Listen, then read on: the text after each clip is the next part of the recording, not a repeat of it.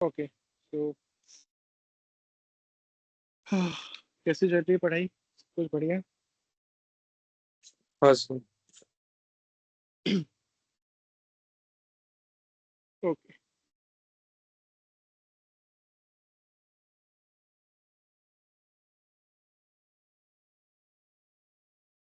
Okay, ठीक है, चलो।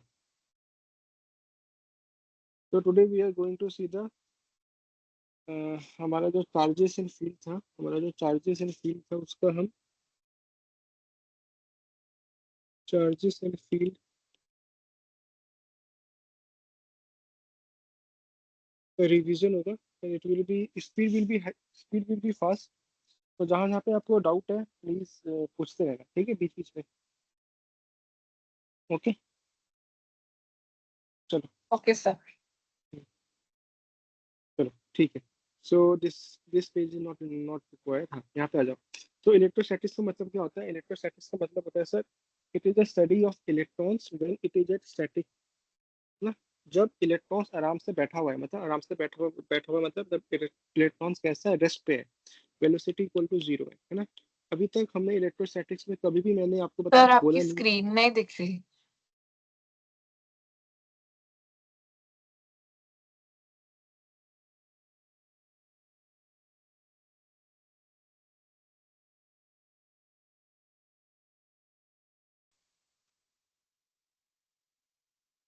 ठीक है, अभी दिख रही है?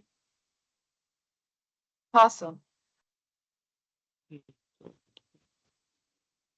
हाँ, ठीक है, यहाँ पे ठीक है। तो we are going to study about charges and field. Charges and field and revision. Okay. So पहले पहले दो तीन स्लाइड उतने इंपॉर्टेंट नहीं है, सीधा यहाँ पे आओ। इलेक्ट्रोस्टैटिक्स। इलेक्ट्रोस्टैटिक्स क्या है? It is the study of electrons where it is at static means जब इलेक्ट्रॉन्स जो है वो स्टैटिक स्टेट में है, उसकी स्टडी को हम बोलते हैं electrostatics. In this chapter we will our electrons की जो वेलोसिटी है वो क्या है? जीरो, है ना। जैसे ही इलेक्ट्रॉन के पास वेलोसिटी आ जाएगी तो वो क्या हो जाएगा? तब वो हम पढ़ेंगे मैग्नेट वाले चैप्टर में। वो हम पढ़ेंगे मैग्नेट वाले चैप्टर में, मैग्नेटोस्टैटिक्स में। अभी हमारा मेन मकसद क्या है कि सर इलेक्ट्रॉन जो है वो आराम से बैठा हुआ है, उसकी जो स्टडी है उसको हम बोलते हैं इलेक्ट्रोस्टैटिक्स, वही हम पढ़ने वाले हैं। ठीक है, ठीक है, आगे बढ़ते हैं। So this one about basic differentiation कैसे होती है वो आपको पता ही है। डी बाई डी एक्स और साइन एक्स क्यूब निकालना होगा तो sir three three sine x square sine x से कॉस एक्स, है ना। डिफरेंशिएशन था बेसिक बेसिक। आ जाओ Coulomb's law, important Coulomb's law. Coulomb law क्या बोलता है सर कि अगर दो चार्जेस है मेरे पास, है ना, दो चार्जेस है मेरे पास, उनके बीच में क्या होगा? उनके बीच में क्या होगा? फोर्स ऑफ अट्रैक्शन होगा। उनके बीच में क्या होगा? फोर्स ऑफ अट्रैक्शन या रिपल्सन होगा। और उसका कुछ मैग्नीट्यूड दे दिया उसने, at equal to 1/4 pi Q1 Q2 अपन R स्क्वायर। ठीक है। अब पते की बात क्या है? पते की बात ये है कि सर या तो अट्रैक्शन होगा या रिपल्सन होगा, है ना। अट्रैक्शन कब होगा, रिपल्सन कब होगा, वो हम अभी देखते हैं। तो चार्ज जो होता है, चार्ज को हम लिखते कैसे? चार्ज को हम ऐसे लिखते हैं सर, उसका हम कोई भी फिजिकल क्वांटिटी को कैसे लिखते हैं सर? उसका मैग्नीट्यूड और उसका डायरेक्शन और उसका ऐसा यूनिट, सॉरी ऐसा यूनिट ना। जैसे अब एक तो 2 किलो, दो उसका मैग्नीट्यूड हुआ, केजी उसका यूनिट हुआ, इसमें आपको लिखना है। ठीक है। तो चार्ज को लिखने का तरीका कैसे? +2 कूलम। प्लस मतलब पॉजिटिव है कि नेगेटिव है, 2 मतलब उसका मैग्नीट्यूड और C मतलब कूलम। कूलम कहाँ से आया? क्योंकि कूलम भाई साहब ने इसके बारे में जानकारी जानकारी दी थी। कूलम्स लॉ है इसलिए उसने अपना नोटेशन दे दिया C। C क्या? यूनिट। चार्ज का आविष्कार किसने किया था? बेंजामिन फ्रैंकलिन ने किया था। ठीक है, बस इतना इतना पता होना चाहिए आपको। आगे बढ़ जाओ, आगे बढ़ते हैं। सर अभी आपने बताया था कि रिपल्सन होगा या अट्रैक्शन होगा, तो रिपल्सन किस केस में होगा और अट्रैक्शन किस केस में होगा? जब दोनों चार्जेस सेम होंगे, जब दोनों चार्जेस सेम होंगे तो क्या होगा? रिपल्सन होगा। जब दोनों चार्जेस डिफरेंट हो जाएंगे तो तब क्या होगा? अट्रैक्शन। सिंपल, ठीक है। आ जाओ। अब आता है सर कंडक्टर क्या होता है, इंसुलेटर क्या होता है, और एक और टर्म होता है सेमी कंडक्टर्स। एक और टर्म होता है सेमी कंडक्टर्स। जो हमारा चैप्टर है सेमी कंडक्टर्स, उसमें हम इसके बारे में और डिटेल में पढ़ेंगे क्या होता है सेमी कंडक्टर्स। अभी कंडक्टर्स क्या होता है, इंसुलेटर क्या होता है। कंडक्टर क्या होता है सर, तो जो जिससे इलेक्ट्रिक चार्ज आराम से फ्लो हो जाए, मतलब जिसमें से करंट जो होगा वो इजीली फ्लो हो जाए, उसको हम बोलते हैं कंडक्टर। सर इंसुलेटर क्या होता है सर, जिसमें से करंट फ्लो ना हो पाए। एग्जाम्पल ऑफ कंडक्टर क्या है सर, मेटल बॉडी, आपकी बॉडी, ठीक है, लोहा, उसको हम वो सब क्या है कंडक्टर। इंसुलेटर क्या होता है सर, वुड, प्लास्टिक, ये सब। ठीक है।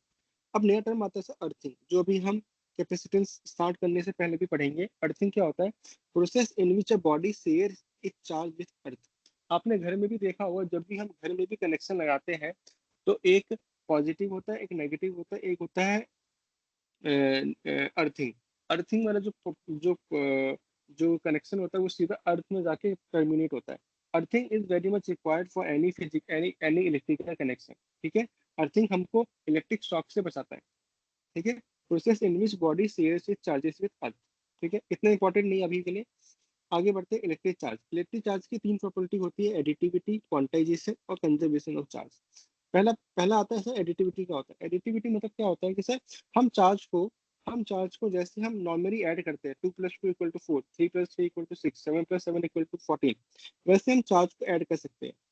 Total charge of a system is the algebraic sum of individual charges. अगर मैंने बोला मेरे पास ये सिस्टम है और इसके अंदर एक 2 कूलम है, एक -2 कूलम है, एक +4 कूलम है, एक -7 कूलम है, एक 9 कूलम है, एक -9 कूलम है, एक +14 कूलम है, तो मैं बोलूंगा find the total charge of the system. तो आपको कुछ नहीं करना है, सबको ऐड कर देना है। सबको ऐड कर देना और total charge of the system लिख देना है, जैसे हम नॉर्मल एल्जेब्रिक सम में करते हैं, जैसे हम कोई भी एडिशन एडिशन में करते हैं वैसे। ठीक है, वो हो गया एडिटिविटी। सर क्वांटाइजेशन क्या होता है, तो क्वांटाइजेशन क्या होता है, क्वांटाइजेशन क्या बोलता है कि जो total charge of a body क्या होता है, is always integral multiple of charge. मतलब कभी भी मैंने आपको ये नहीं बोला कि सर चार्ज जो होगा वो 1.75 कूलम होगा या 1.3 कूलम होगा या -1.5 कूलम होगा। हमेशा मैं बोलता हूँ सर या तो 1 कूलम होगा या -1 कूलम होगा या 2 कूलम होगा या -2 कूलम होगा, है ना। Means the total charge of a body is an integral multiple of charge. मतलब या तो n equal to q equal to n electron, मतलब n या तो जीरो होगा या तो कुछ भी चार्ज नहीं होगा, या +-1 होगा, +-2 होगा, +-3 होगा, +-5 होगा, कुछ भी होगा। ठीक है, but it will always B N integral multiple of charge. अब कॉज ऑफ क्वांटाइजेशन क्या होता है, तो the basic cause of quantization is that during the rubbing, जब हम रब करते हैं कोई किसी भी चार्ज को only an integral number of electron can be transferred from one body to another। जब आप एक बॉडी को दूसरे बॉडी के साथ आपने रब कराया, तो लेट्स सपोज यहाँ पे पांच पांच कूलम चार्ज था, लेट्स सपोज सॉरी यहाँ पे 5 इलेक्ट्रॉन था, लेट्स सपोज यहाँ पे 7 इलेक्ट्रॉन है। रब करने के बाद सर लेट्स सपोज यहाँ पे तीन इलेक्ट्रॉन बच गए, तो यहाँ पे कितने बच जाएंगे, 9 इलेक्ट्रॉन। तो 2 इलेक्ट्रॉन यहाँ से यहाँ पे चले जाएंगे। हमेशा एक इंटीग्रल नंबर ऑफ इलेक्ट्रॉन क्या होता है, वो जंप करता है यहाँ से वहां, है ना, या वहां से यहाँ पे। कभी भी आधा, पौना, 0.5, 0.75, 0.6 ऐसा इलेक्ट्रॉन कभी भी जंप नहीं करेगा। यहाँ तक क्लियर है। Yes sir. ठीक है, ये सब आपके जेई के लिए इंपॉर्टेंट नहीं है, ये सब आपका सीबीएसई के लिए इंपॉर्टेंट है ना। सीबीएसई में लिखने के लिए आ जाता है sir, right the properties of electric charge, explain them, additivity, quantization और कंजर्वेशन। 2-3 नंबर का दे देगा, आपको सीधा डेफिनेशन लिखना है और उसको एक और एक एग्जाम्पल से आपको उसको एक्सप्लेन करना होगा। ठीक है। तो conservation of charge, conservation of charge क्या बोलता है कि सर कोई भी सिस्टम है, कोई भी मेरे पास सिस्टम है, इसमें जो चार्ज होगा, है ना, वो हमेशा कंजर्व रहेगा। Total charge of a system remains constant. Charge can neither be created not destroyed, it can only be transfer. जैसे मैंने यहाँ पे बताया 5 और 7, जैसे पहले यहाँ पे 12 कूलम था, रब किया आपने, रब करने के बाद भी यहाँ पे टोटल 12 कूलम ही है ना, बस यहाँ से वहाँ, या तो यहाँ से यहाँ पे जाएगा या यहाँ से वहाँ पे जाएगा, है ना। The total charge of a system will always be constant. Charge can neither be created not destroyed, it can only be transfer from one body to another. ठीक है, तो बेसिक प्रॉपर्टीज ऑफ चार्जेस यहाँ पे खत्म हो गई। एक numerical करवाया था मैंने कि लेट्स सपोज कोई बॉडी है, वो एक सेकंड में 10⁻⁹ इलेक्ट्रॉन अगर एमिट करती है, देती है, तो क्वेश्चन था कितना टाइम लगेगा मेरे को कि उसमें से 1 कूलम चार्ज निकले। कितना टाइम लगे, how much time is required to get a total charge of 1 coulomb. तो मैंने बोला जब भाई 1 सेकंड में इतना निकलता है, 1 सेकंड में 10⁻⁹ इलेक्ट्रॉन निकलता है।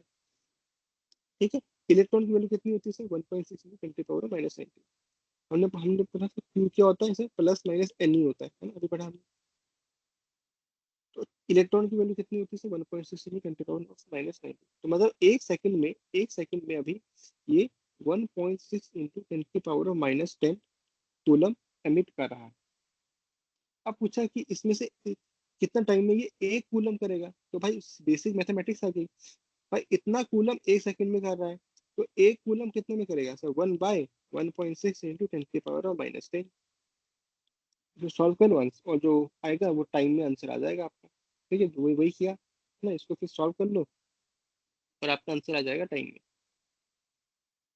ठीक है इतना, ये बेसिकली जो भी आंसर आएगा इतना ईएस में आ गया। अगर उसको ईएस में टाइम डोमेन में ले जाओगे, डेज आवर्स सेकंड, उतने में आ जाए। ठीक है, उससे मतलब नहीं है, मुझे बस क्वेश्चन बताना था, इसको अप्लाई कैसे करते हैं। हाँ, यहाँ पे डाउट आया था, आई थिंक धोनी आपने पूछा था सर, ये डायग्राम आपने क्या बनाया? तो ये डायग्राम कुछ नहीं है, इस diagram is an energy band diagram. This is an energy band. Sorry, यहाँ पे लिख देता हूँ।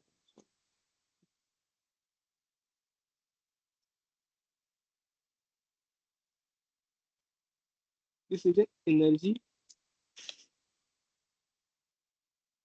Band. Wait a second, band.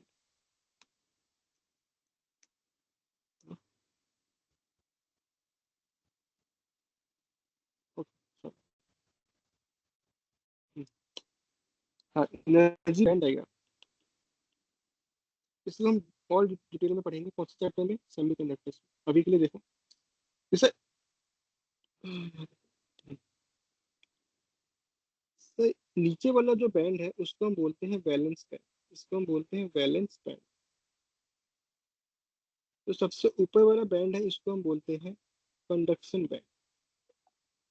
इसको हम बोलते हैं कंडक्शन बैंड। ठीक है, इनके बीच का जो गैप है इसको हम बोलते हैं ईजी। ईजी है ना, सेमीकंडक्टर्स में पढ़ेंगे इसको और डिटेल में, अभी के लिए समझो। तो नीचे वाला बैंड है इसको हम बोलते हैं वैलेंस बैंड, ऊपर वाले बैंड को हम बोलते हैं कंडक्शन बैंड, और इन दोनों के बीच का जो गैप है उसको हम बोलते हैं band gap. Band gap energy, कुछ भी नाम दो। इसको हम डिनोट करते हैं ई बी से, मतलब वैलेंस बैंड का क्या एनर्जी। इसको हम डिनोट करते हैं ई सी से, मतलब कंडक्शन बैंड की एनर्जी। तो यहाँ से मेरे पास ई जी कितना आ गया सर? बेसिक मैथमेटिक्स, ई सी माइनस ई बी, बोलो हाँ या ना। ई जी आ गया मेरे पास ई सी माइनस ई बी। कितना समझ में आ रहा है सबको? हाँ सर। हाँ सर। ठीक है, जब मैं बात करता हूँ कोई भी इंसुलेटर्स, तब हाँ, कोई सॉरी, ये तो जो भी मेरे पास इलेक्ट्रॉन्स है ना, जो भी इलेक्ट्रॉन्स है वो हमेशा यहाँ पे आराम से बैठे हुए। इलेक्ट्रॉन्स जो है वो यहाँ पे आराम से बैठे हुए ईवी में, जब कुछ नहीं हो रहा है ईवी में आराम से बैठे हुए। हमेशा electrons will always be at valence band. अब मैंने आपको बोला था कि सर कंडक्टर या मेटल, बात एक ही है, they are good conductor of electricity. तो मैंने बोला सर इंसुलेटर जो होता है it is a bad conductor of electricity, है ना। और सेमीकंडक्टर क्या होता है? इनके बीच में आता है, इनके बीच में कंडक्टर से थोड़ा कम, इंसुलेटर से थोड़ा ज्यादा, बीच में, है ना, अभी 10। तो भाई मुझे एक चीज बताओ, जब मैंने बोला कि conductor is a good conductor of electricity, इसका मतलब क्या होगा? मेटल जो है उसका मतलब ये हुआ, इस वाले केस में मतलब ये हुआ कि सर जो मेरा ई सी कंडक्शन बैंड है और ईवी के बीच में जो गैप है वो कम है। तभी तो इलेक्ट्रॉन जो होगा वो आराम से यहाँ पे चले जाएगा, मूव कर जाएगा। थोड़ा सा भी आप एनर्जी दोगे, आराम से ये जो बांध है, ये जो गैप है, इसको पार करके आराम से कंडक्शन बैंड में यहाँ पे आके बैठ जाएगा। बोलो हाँ या ना। इलेक्ट्रॉन मूव करेगा तभी तो करंट फ्लो होगा। ये समझ में आ रहा है? इलेक्ट्रॉन फ्लो करेगा तभी तो करंट फ्लो होगा उस बॉडी में से। तो कंडक्टर, अगर मैं बोल रहा हूँ कि सर कंडक्टर में से इलेक्ट्रिसिटी आराम से फ्लो हो जाती है, इसका मतलब क्या हुआ कि सर उनके बीच में जो बैंड गैप एनर्जी है वो क्या है, कम है। ठीक है। मैं बोलता हूँ कि इंसुलेटर जो है that is a bad conductor of electricity, तो इसका मतलब क्या हुआ सर, इसका मतलब ये हुआ, क्या हो गया, सॉरी, इसका मतलब क्या हुआ सर, इंसुलेटर के केस में सर अगर ईसी यहाँ पे तो ईवी यहाँ पे होगा। सर यहाँ पे आप, जो मेरा इलेक्ट्रॉन है वो यहाँ पे जंप नहीं कर पाता है, ये यहीं पे इनके बीच का जो एनर्जी गैप है वो बहुत ज्यादा है, इसलिए इलेक्ट्रॉन जो है इंसुलेटर के केस में they are not able to conduct, they are not able to, the current is not able to flow, है ना। मतलब इलेक्ट्रॉन यहाँ से यहाँ पे जंप नहीं कर पा रहे। समझ में आ रहा है। मतलब उन दोनों के बीच का जो गैप है वो ज्यादा है, इन दोनों के बीच का जो गैप है ईसी और ईवी का जो गैप है वो ज्यादा है, तभी तो फ्लो नहीं कर पा रहा है। समझ में आ रहा है। चलिए एक और बार रिपीट कर सकते हैं, मुझे नहीं समझा। देखो,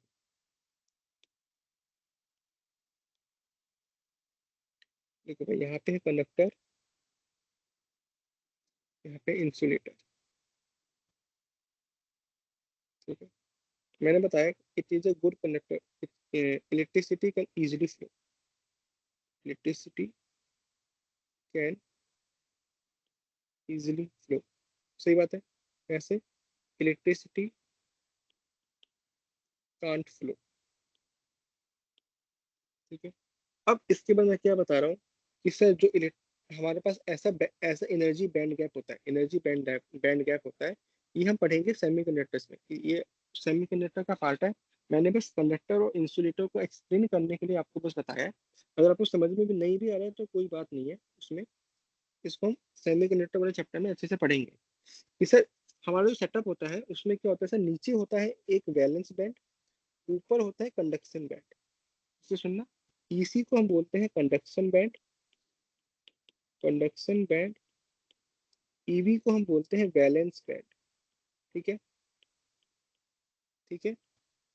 इन अ नॉर्मल सिनेरियो अभी कुछ नहीं है तो इलेक्ट्रॉन हमेशा कहाँ कहाँ पे मिलेंगे आपको, बैठे हुए वैलेंस बैंड में हमेशा इलेक्ट्रॉन बैठे हुए मिलेंगे आपको। Electrons will always be in valence band. इतना समझ में आ रहा है। हाँ सर। ठीक है। अब मैं बोल रहा हूँ कि कंडक्टर वाले केस में करंट फ्लो होता है, मतलब इलेक्ट्रिसिटी इजीली फ्लो होता है। इसका मतलब क्या हुआ, इसका मतलब क्या हुआ कि इन दोनों के बीच में जो गैप है वो कम है, तभी तो इलेक्ट्रॉन जो है वो इजीली कंडक्शन बैंड में फ्लो हो जाते हैं, कंडक्शन बैंड में जंप मार के यहाँ पे आ जाता है। और इलेक्ट्रॉन इलेक्ट्रॉन फ्लो होगा। मुझे एक चीज बताओ, मुझे बताओ करंट क्या होता है, आपने 10th क्लास में पढ़ा होगा। इसको क्या हो गया,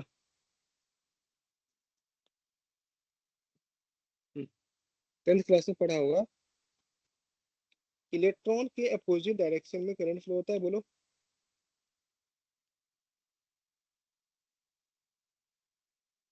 करंट होता है ना। मतलब करंट फ्लो करने के लिए आपको इलेक्ट्रॉन को मूव करवाना पड़ेगा ना, तभी तो करंट फ्लो होगा। ऑब्वियस सी बात है।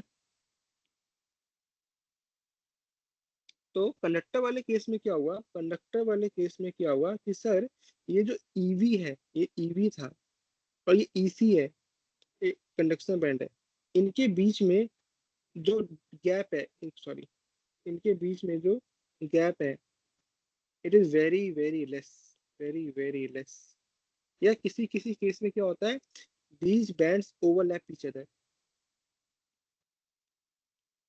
किसी किसी केस में क्या होता है, they overlap each other।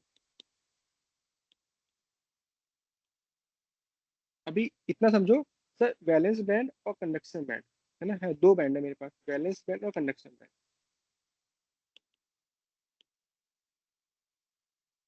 ठीक है। अगर इनके बीच में जो डिस्टेंस है वो ज्यादा है तो मतलब आपका कौन सा मटेरियल है, इंसुलेटर है। अगर इनके बीच का जो डिस्टेंस है वो कम है, इनके बीच का जो डिस्टेंस है वो क्या है, कम है,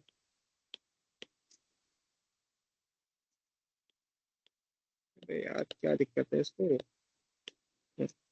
हाँ, इनके बीच का जो डिस्टेंस है वो कम है, तो आपका मटेरियल कैसा है, कंडक्टर है। अब समझ में आ रहा है।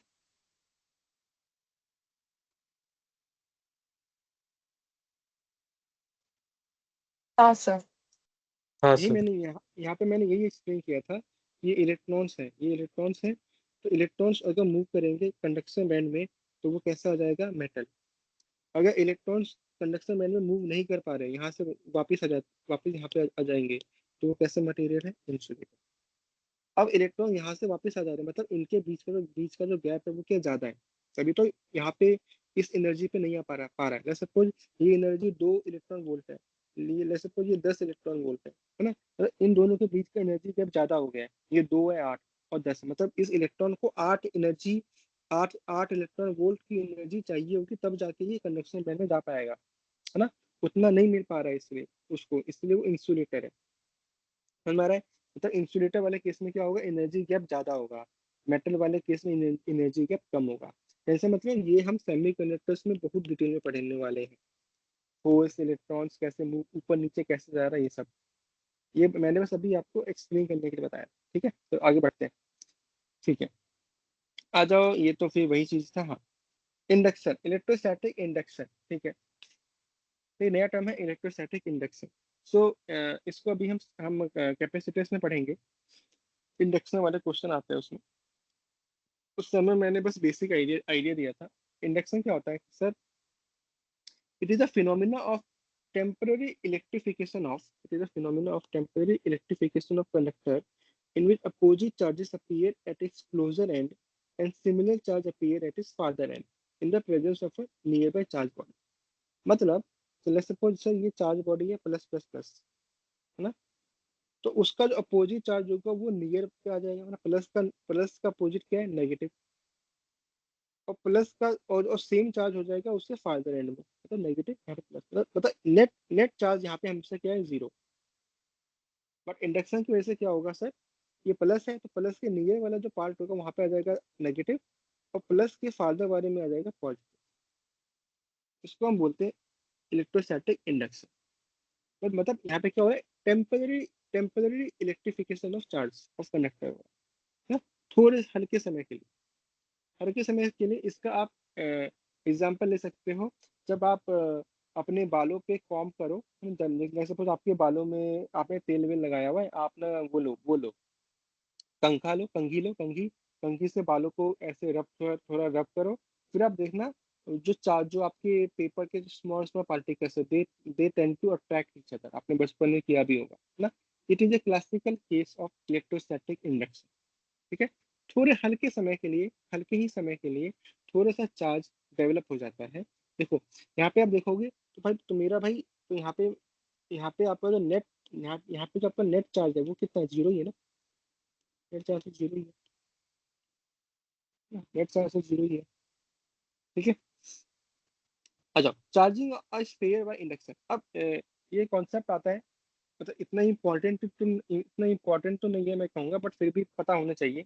अगर मेरे को एक स्फीयर को इंडक्शन से चार्ज करना है तो सर उसका क्या स्टेप है, उसका क्या स्टेप है। तो वही है सर, पहले मैं एक प्लास्टिक, ये देखो यहाँ पे मैंने बनाया हुआ ABCD, है ना, ABCD करें, ठीक है। मैंने क्या किया, मैं एक स्फीयर, एक प्लास्टिक रॉड को लेके आया, ठीक है। जैसे सपोज उसके पास नेगेटिव चार्ज है, उसको मैं इसके पास लेके आया, इस बॉडी के पास, इस नेगेटिव के पास लेके आया, तो क्या होगा, इसके इसके पास वाले एंड में पॉजिटिव आ जाएगा और दूसरे वाले में नेगेटिव आ जाएगा। सही बात है, सही बात है, हम तो ठीक है। दूसरे वाले स्टेप में मैंने क्या किया, इस वाले पार्ट को मैंने ग्राउंड से कनेक्ट कर दिया। सिर्फ इस वाले पार्ट को मैंने क्या किया, ग्राउंड से कनेक्ट कर दिया ऐसे। तो क्या बचा सर, यहाँ पे नेगेटिव बचा और यहाँ पे क्या बचा सर, पॉजिटिव। ये तो जीरो हो गया।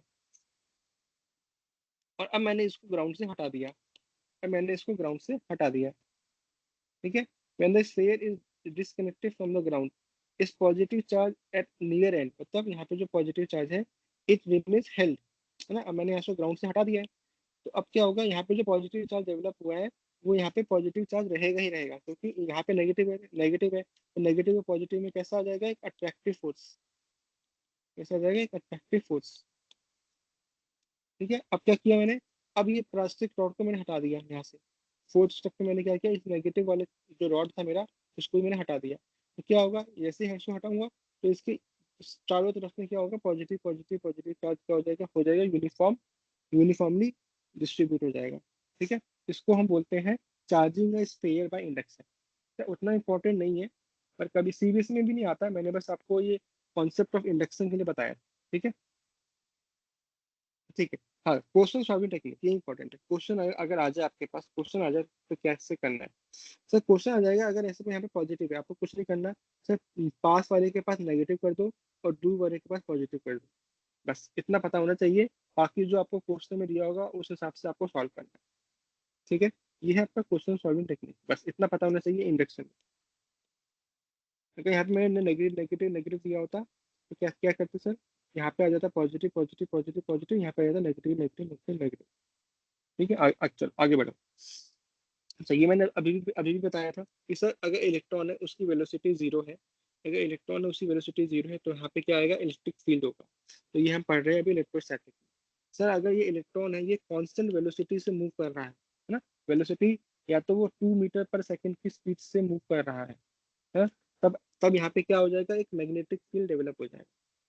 और तीसरा केस क्या बनेगा सर, उसकी वेलोसिटी कांस्टेंट नहीं है, मतलब वो उसके पास एक एक्सेलरेशन है 2 मीटर पर सेकेंड के स्क्वायर से। तो वो हम पढ़ते हैं मॉडर्न फिजिक्स में, है ना, मॉडर्न फिजिक्स भी हमारा एक टॉपिक है ना, तो वो हम पढ़ेंगे मॉडर्न फिजिक्स।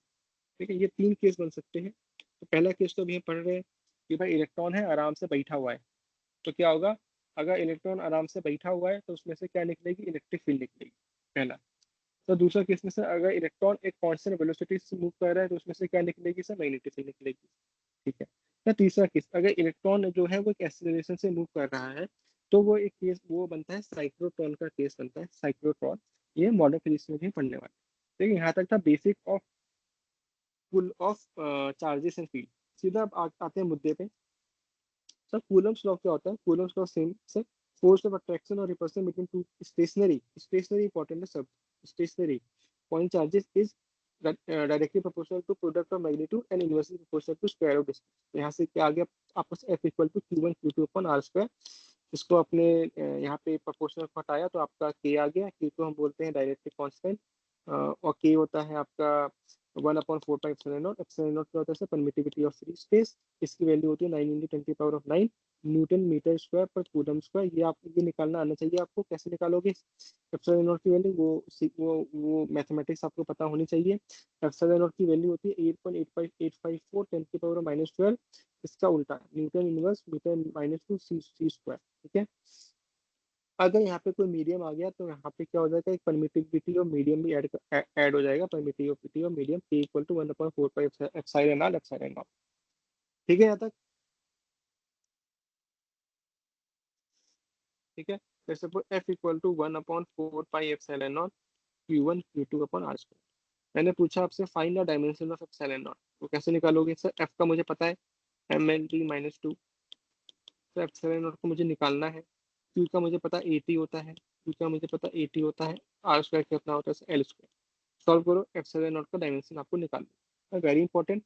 जेई में हमेशा एक क्वेश्चन आता है यूनिट एंड डायमेंशन से। कोई भी आइटम का आपसे पूछ देगा डायमेंशन निकालने के, 4 मार्क्स, 4 मार्क्स आपको क्या है, फ्री फंड के मिलते हैं। ये 4 मार्क्स आपको होने नहीं है, मैंने बता रहा हूँ। हर जो कोई भी हम न्यू न्यू टर्म पढ़ते हैं, epsilon not, flux, permittivity, sorry permittivity बोल रहा हूँ, परमिएबिलिटी अभी मैग्नेटिक फील्ड में पढ़ेंगे। ठीक है, वर्क डन, एनर्जी, सबका आपको डायमेंशन निकालना आना चाहिए। मैथमेटिक्स से याद कुछ नहीं रखना है, याद नहीं रखना है आपको, मैथ से निकालना आना चाहिए। ठीक है, यहाँ तक,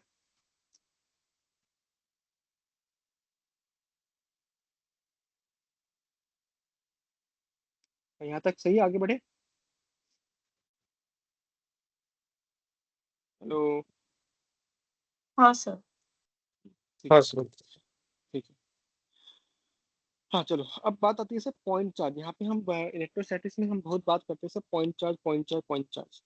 पॉइंट चार्ज होता क्या है, point charge is defined as a charge object उस जिसका साइज बहुत छोटा है, whose size is negligible compared to distance between the other charges in the system। ठीक है, पॉइंट चार्ज कहने के लिए क्या है, अगर मैं आपको देसी भाषा में बोलूँ तो पॉइंट चार्ज क्या है ऐसा, पॉइंट चार्ज ये बिंदु है, पॉइंट चार्ज क्या है, ये बिंदु है जिसका कोई मास नहीं है, जिसका मास क्या है, इक्विवेलेंट टू जीरो है, जिसका मास क्या है, इक्विवेलेंट टू जीरो है, और उसके ऊपर या तो पॉजिटिव या नेगेटिव चार्ज ले लेते हैं हम। यहाँ पे बहुत बहुत सारे क्वेश्चन में आपको लिख के देगा, consider a point charge, consider a point charge, consider a point charge. और हमेशा पॉइंट चार्ज क्या होता है, हमेशा किसको होता है, रेस्ट होता है।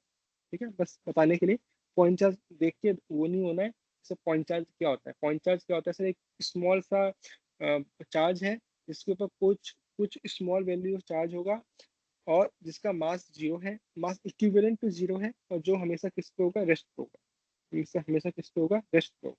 ठीक है, ठीक है। F equal to 1/4 Q1 Q2 पर आंसर, यहाँ पे भी मैंने बताया हुआ डायमेंशन कैसे निकालना है, ये आई थिंक ये करवाया करवाया हुआ है ना, डायमेंशन निकालना कैसे निकालना, सेम वेरी इंपॉर्टेंट। ठीक है, आ जाता है। ठीक है, ऐसा यूनिट भी निकालना आना चाहिए आपको। एफ इक्वल टू, ये पता है, एफ का पता है आपको न्यूटन होता है, एफ सेवन और का हमको निकालना है, क्यू का हमको पता है कूलम होता है, कूलम होता है, आर का हमको पता है मीटर स्क्वायर होता है। वैल्यू पुट करो, एफ सेवन नॉट का ऐसा यूनिट भी आ जाएगा। ठीक है, वैल्यू पुट करो, एप्सिलॉन नॉट का ऐसा यूनिट और डायमेंशन दोनों दोनों निकालना आना चाहिए। ठीक है, अब हमारे पास ये फॉर्मूला था, अगर मैं यहाँ पे Q1 Q2 को 1 1 कूलम रख दूँ, इनके बीच में डिस्टेंस 1 मीटर रख दूँ, तो यहाँ पे मेरे पास F का फॉर्मूला आता है 9 इंटू 10⁻⁹ न्यूटन। इसका मतलब क्या हुआ, 1 coulomb is that much amount of charge that repel an equal or similar charge with a force of 9 into 10⁻⁹ Newton when placed in a vacuum at a distance of 1 meter। ठीक है, ये हमने बस coulomb law को उल्टा उल्टा लिख दिया है ना। यहाँ पे हमने Q1 इसकी वैल्यू 1 ले ली, इसकी वैल्यू 1 ले ली, इसकी वैल्यू 1 ले ली। यहाँ से F कितना आ जाएगा, सीधी सी बात है 9 इंटू 10⁻⁹। ठीक है, ओके, चलो आगे बढ़ते हैं, आगे बढ़ते हैं। ठीक है, अब बात आती है सर, अगर मेरे पास ये चार्ज है, ये चार्ज है, तो सर ये वाला भी इस पे फोर्स लगाएगा ऐसे, और ये वाला भी इस पे फोर्स लगाएगा ऐसे।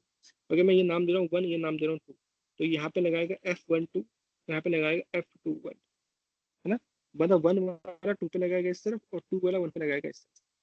ठीक है, वो वही चीज लिखी हुई है।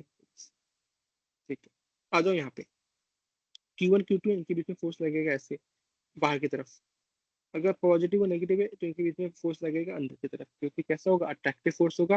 यहाँ पे कैसा फोर्स है आपका, रिपल्सिव है। यहाँ पे कैसा है आपका, अट्रैक्टिव है। ठीक है, अट्रैक्टिव है तो अंदर की तरफ, रिपल्सिव है तो बाहर की तरफ।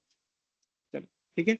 अच्छा, ये सिंपल सिंपल सा क्वेश्चन है, ये फोर्स दिया हुआ है, दो चार्ज दिया हुआ है, इनके बीच में डिस्टेंस दिया हुआ है, आपसे पूछा फोर्स निकालना है, सिंपल वैल्यू पुट करो, आंसर आंसर आ जाएगा। अगले क्वेश्चन पे आओ। Consider 2 point charges 7 microcoulomb, they repel each other. ठीक है, विद अ फोर्स ऑफ इतना, व्हेन केप्ट इतना distance apart, calculate the value of each charge. ठीक, क्वेश्चन देखो, अच्छा क्वेश्चन है।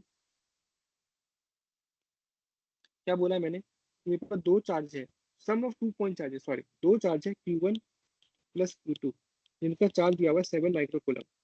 वो दोनों रिपेल कर रहे हैं, रिपेल कर रहे हैं मतलब, तो या तो दोनों पॉजिटिव होंगे या दोनों नेगेटिव होंगे। तो भाई ऑप्शन मैंने देखो एलिमिनेट कर दिया, ये प्लस माइनस है, खत्म हो गया, ये प्लस माइनस से खत्म हो गया। या तो आंसर बी होगा या सी होगा, ऑप्शन एलिमिनेट करना आना चाहिए। ठीक है, इन दोनों के बीच का, in they repair each other with a force, के बीच का फोर्स दे दिया 1 न्यूटन। इनके बीच का डिस्टेंस है वो दे दिया आपको, आर दे दिया 30 सेंटीमीटर। हमेशा याद रखना, हमेशा हमको आर लेना है मीटर में, तो कितना आ गया 0.3 मीटर। ठीक है, अब आपसे पूछा calculate value of each charge. ठीक है, पहले पुट कर दो, एफ कितना कितना होता है sir, 1/4πε0 Q1 Q2 upon R square. F आपको दिया हुआ है 1, इसकी वैल्यू आपको पता है 92 × 10⁻⁹ होता है। Q1 Q2, आर पता है आपको 0.3 का होल स्क्वायर। यहाँ से वैल्यू पुट सॉल्व करो, Q1 Q2 आ गया आपको 9 10⁻⁻11।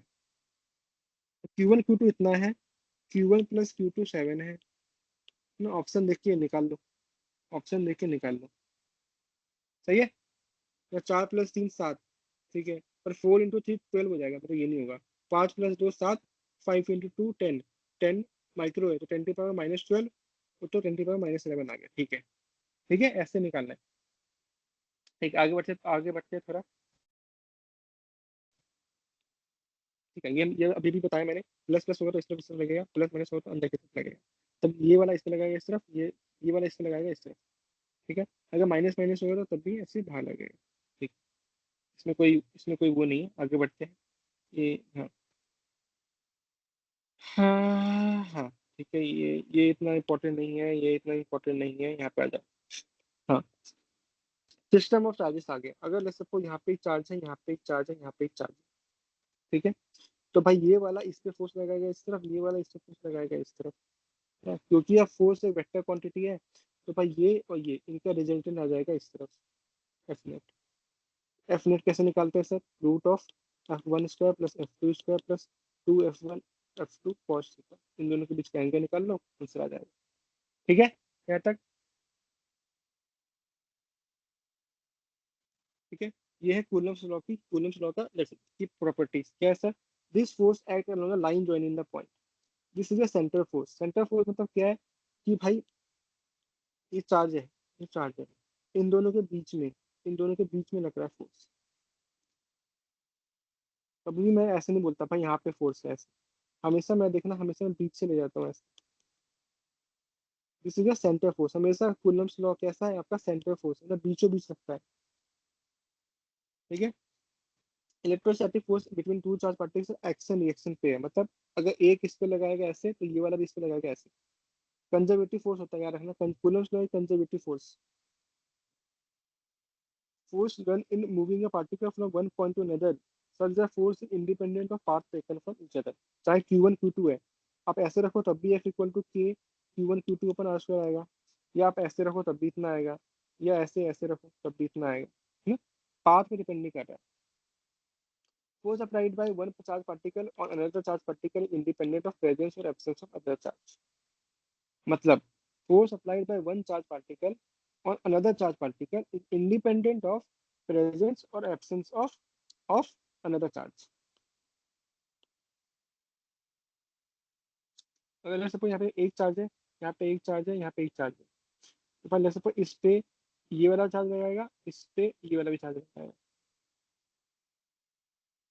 तो चाहे चाहे ये वाला चार्ज पार्टिकल हो या ना हो, ये वाला बोलेगा मेरा काम है इस पे चार्ज लगाना, बाकी ये हो या ना हो वो अलग बात है, इसकी प्रेजेंस से मैं अपना काम करना बंद नहीं करूंगा। वो कहने की बात है, चाहे ये हो या ना हो, पर मैं तो इस पे फोर्स लगाऊंगा। ये नहीं कि भाई ये अगर ये चार्ज आ गया तो मैं अपनी प्रॉपर्टी बदल दूंगा, वो नहीं है। Force applied by one charge particle on another charge particle independent of presence absence of other charge. चाहे ये है तो अच्छी बात है, नहीं है तो भी अच्छी बात है। ठीक है, वो कहने का मतलब है net force on a given charge is vector sum of all individual. सही बात है, फोर्स तो हमारा क्या है? वेक्टर प्रॉपर्टी है, इसी तरह सुपरपोजिशन यहाँ पे लगता है। सेंटर फोर्स के बारे में मैंने यहाँ पे लिख दिया, force which always acts on a particle towards और away from a fixed point and which magnitude depends only on distance from fixed point. इसको हम बोलते हैं सेंटर फोर्स। सेंटर फोर्स क्या होता है? जो हमेशा एक बॉडी के या तो टुवर्ड्स लगेगा या अवे लगेगा, फ्रॉम अ फिक्स पॉइंट, हमेशा एक फिक्स पॉइंट, हमेशा एक डिस्टेंस होगा, है ना? और उसका जो मैग्नीट्यूड होता है वो डिपेंड, उसका जो मैग्नीट्यूड होता है वो उस आर पे डिपेंड होता है, उसको हम बोलते हैं सेंटर फोर्स। उसको हम बोलते हैं सेंटर फोर्स।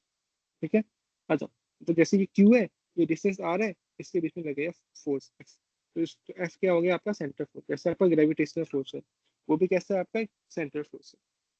ठीक है, यहाँ तक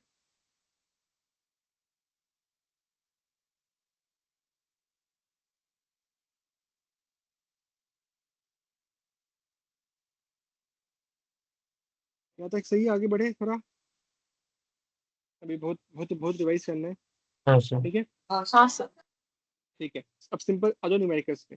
ये 5Q है, के क्यू 5Q R² क्यू, यहाँ पे एक क्यू है, यहाँ पे एक क्यू, यहाँ पे एक क्यू है। ये तीन अगर ट्राइंगल है तो कैसे निकालना है? अगर लेट्स सपोज इस पॉइंट पे आपको निकालना है फोर्स, तो सर इसकी वजह से फोर्स लगेगा इस तरफ, इसकी वजह से फोर्स लगेगा इस तरफ। ये इसके रिलेटेड ट्राइंगल है तो ये भी 60 हो गया, तो ये भी 60 हो गया। एफ नेट कितना हो जाएगा सर? F1 F2 ले लो। एफ नेट कितना आ जाएगा सर? ये F² प्लस ये F² plus 2F cos theta, है ना? यहाँ पे एफ की वैल्यू कितनी है सर? एफ निकाल लोगे तो K Q² L² value put कर दो, आंसर आ गया √3F। √3F की वैल्यू कितनी? K Q² L²। समझ आया क्या किया मैंने? कि भाई ये था यहाँ पे, ये क्यू था, ये क्यू था, ये क्यू था। हमेशा सबसे पहले सर इन दोनों के बीच का डिस्टेंस सेम है, तो इसकी वजह से फोर्स लगेगा इस तरफ, इसकी वजह ये लगाएगा इस फोर्स इस तरफ। तो सर अगर मैं एफ की बात करूँ, एफ कितना ऐसा है मेरा, के क्यू स्क्वायर एल स्क्वायर, तो ये भी एफ है, ये भी एफ है। तो एफ नेट कितना आ गया sir, root of F square plus F square plus 2 F cos 60। Solve करोगे तो आंसर आ जाएगा √3 एफ। एफ की वैल्यू पुट कर दो, आंसर आ गया। सेम सेम क्वेश्चन वही है, तो इसकी वजह से एफ निकालो। हाँ देखो, यहाँ पे लिखने का तरीका क्या है कि देखो, ये क्वेश्चन है यहाँ पे, ये समझाने पर मे भी भूल गए होंगे आप लोग।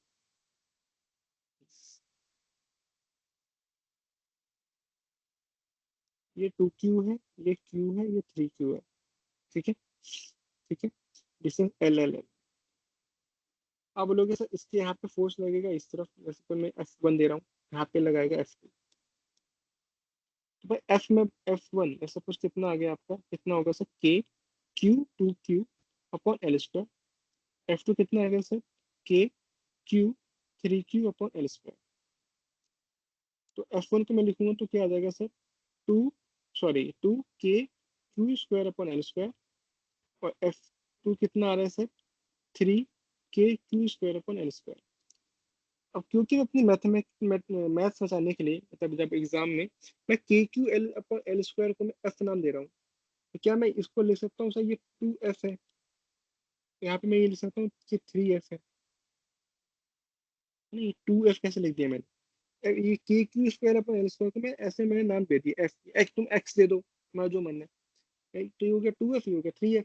और मुझे निकालना है एफ नेट, सीधा मैं लिख सकता हूँ सर, 2F का होल स्क्वायर प्लस 3F का whole square plus 2 × 2F × 3F cos 60,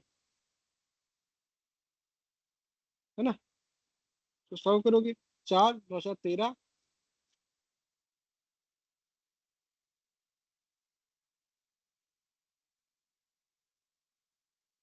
13 cos 60 कितना होता है, 1/2।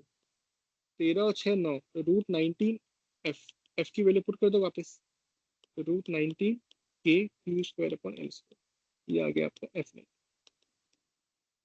समझ में आया धोनी, कैसे कैसे लिखा था मैंने।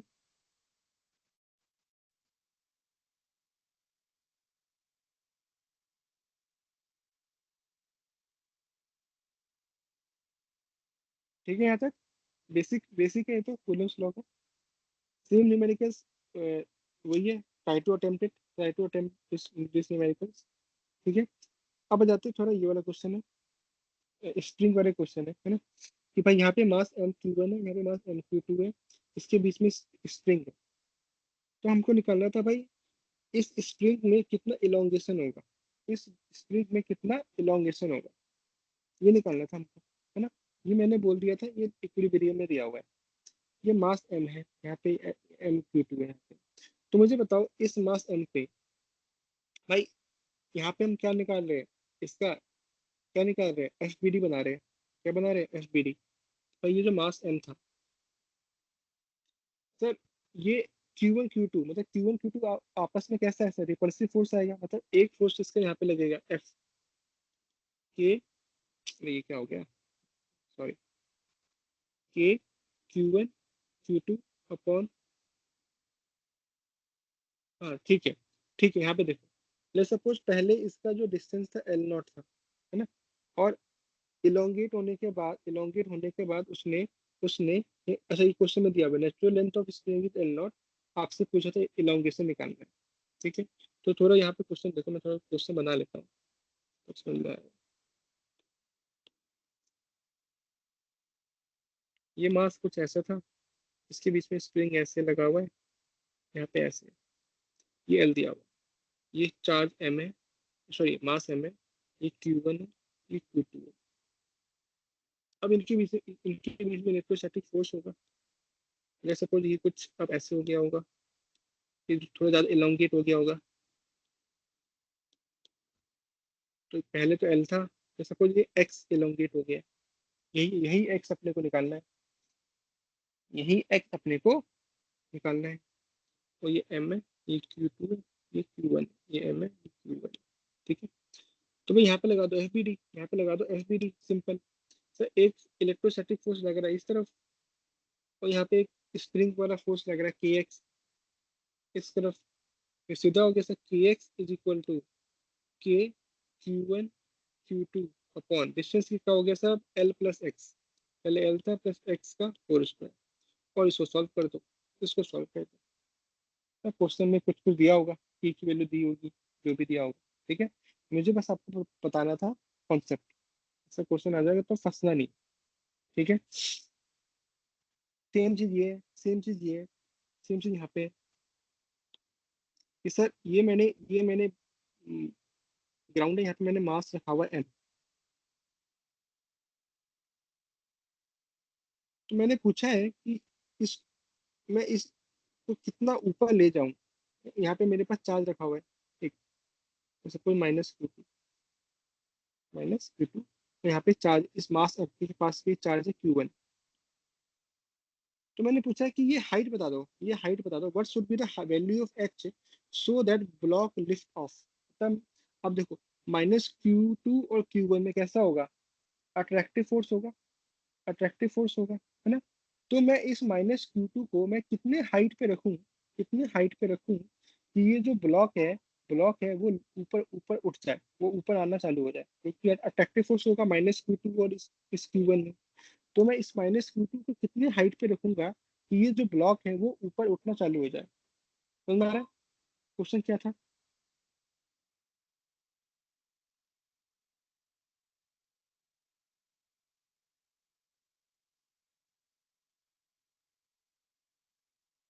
हेलो। हाँ सर समझ गए।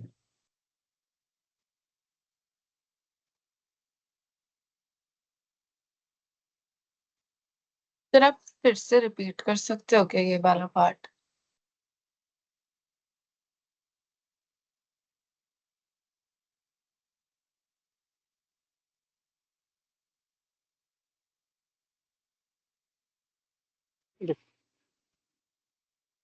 ओके, सही क्वेश्चन ना, रुको। देखो क्वेश्चन क्या है, ये ब्लॉक है, मास M और चार्ज Q1 है। यहाँ पे मैंने एक चार्ज रखा है -Q2।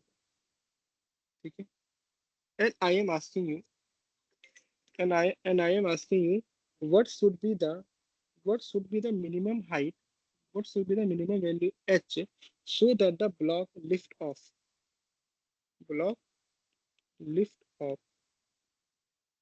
ठीक है, देखो -Q2 और Q1 के बीच में क्या होगा, एक अट्रैक्टिव फोर्स होगा। तो ये -Q2 इसको पुल करेगा अपनी तरफ। तो मैं इस Q2 को कितने हाइट पे रखूंगा, कितने हाइट पे रखूं कि ये जो ब्लॉक है वो ऊपर आना चालू हो जाए। ये क्वेश्चन था, समझ में आया कि नहीं आया, ये बताओ। भाई ये हाँ सर चार्ज यहाँ समझ पे में है, आया। ये ब्लॉक है। ठीक है, ये ये अटेम्प्ट करो, FBD लगाओ।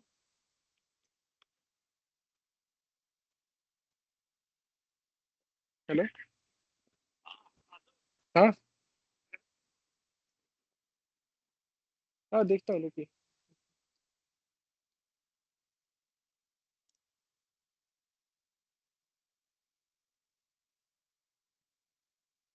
देखो यहाँ पे मैंने FBD बनाया हुआ है।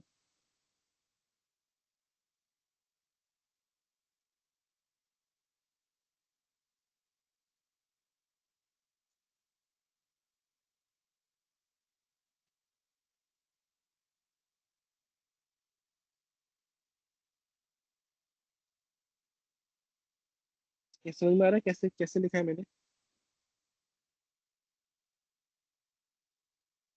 हेलो। हाँ नेट है, नेट है। हाँ,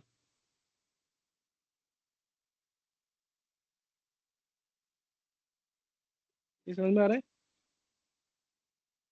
सॉरी हाँ फॉर द, सर। हाँ सर। हाँ सर।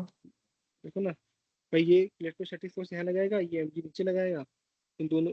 तो भाई जब ये Fe ये नीचे, इसको ये इसको नीचे ले जा रहा है, ये इसको ऊपर ले जा रहा है ना, ये बोलेगा कि भाई ये तो नीचे आ, ये बोलेगा कि नहीं मैं ऊपर आ। जैसे ही FE mg से ज्यादा हो जाएगा तो वो मूव होना चालू हो जाएगा। मैंने पूछा था मिनिमम हाइट, इन दोनों को इक्वल कर दो, ये Q1 Q2 upon R square R के H equal to mg। Answer आ गया। ठीक है, इस क्वेश्चन में एफ बी डी लगाना है बेसिकली 11th का। ठीक है, सेम यहाँ पे था कि भाई ये क्यू ऐसा है, अच्छा ये क्यू है, ये क्यू है, ये Q3 है, Q1 Q2 Q3। मैंने इन दोनों को फिक्स किया हुआ है, तो मैंने पूछा find the F net on Q3। I am asking you the F net on Q3। तो सेम चीज है, ये यहाँ पे लगाएगा, ये यहाँ पे लगाएगा, इनके बीच में एफ नेट निकाल दिया मैंने यहाँ पे। तो कितना आ गया, √3 KQ² पर L²। आप सॉल्व करोगे, ये एल एल, ये एल है, ये एल है, ये एल। ठीक है, कितना आ गया, √3 K² पर L²। अगर मैं इस क्वेश्चन में पूछ देता कि भाई इस पे एक्सेलरेशन कितना होगा, पूछ सकता हूँ एफ इक्वल भाई ये मूव करेगा यहाँ पे, तो भाई एफ क्या होता है, m × a। एफ नेट निकाला, उसको मास से डिवाइड कर दो। मान लो इसकी वजह से पूछा है, इसकी वजह से पूछा है, कुछ भी पूछ सकता है। सर हाँ बोलो। तो Q और -Q का मतलब क्या है? यहाँ पे लिखे तो एकदम वो टॉप मोस्ट ट्राइंगल के टॉप में। टॉप मोस्ट, ये सॉरी, Q और M लिखा है, आई थॉट वो Q और नहीं माइनस है। नहीं Q1 और इसका मास दिया हुआ मैंने, ये मास M। हम्म। ठीक है, ठीक है यहाँ तक। ये आपका सेंटर और मास वाला कॉन्सेप्ट है। ठीक है, यहाँ पे सर मैंने वो बता दिया जब आंसर एक और बार रिपीट कर सकते हो क्या, आपने कैसे सॉल्व किया उसे? कौन सा आंसर, ये सर हाँ हाँ। ये देखो ना, क्या देखो, सर मतलब वो मास का क्या यूज हो रहा है, मेरा मतलब वो था।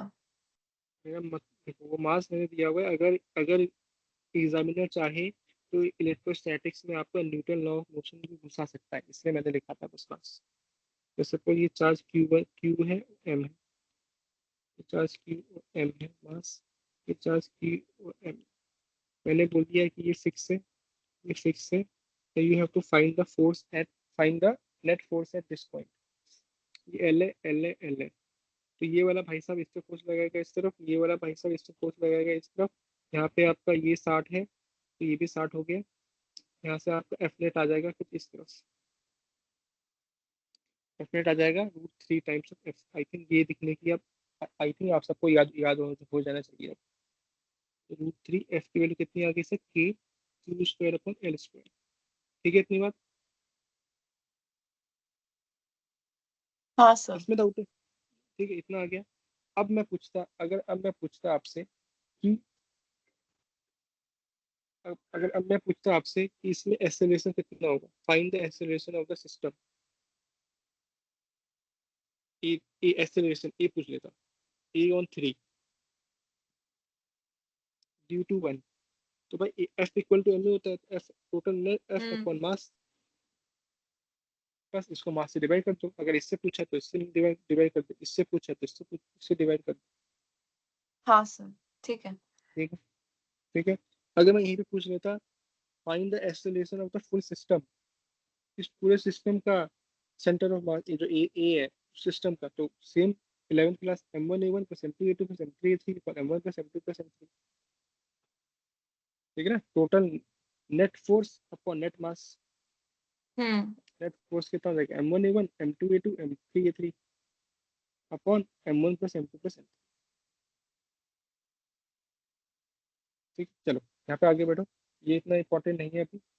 अभी आ जाओ यहाँ पे। हाँ, कुछ ये वाले कुछ इस टाइप के क्वेश्चन में आ जाते हैं 11th क्लास से जोड़ने के लिए कि सर ये मान लो पुली ये फाइंड टेंशन वाला क्वेश्चन आ गया, ये मास m है, ये 2m। इस मास के पास प्लस चार्ज q है, सॉरी इसके पास प्लस चार्ज q है, इसके पास चार्ज माइनस q है।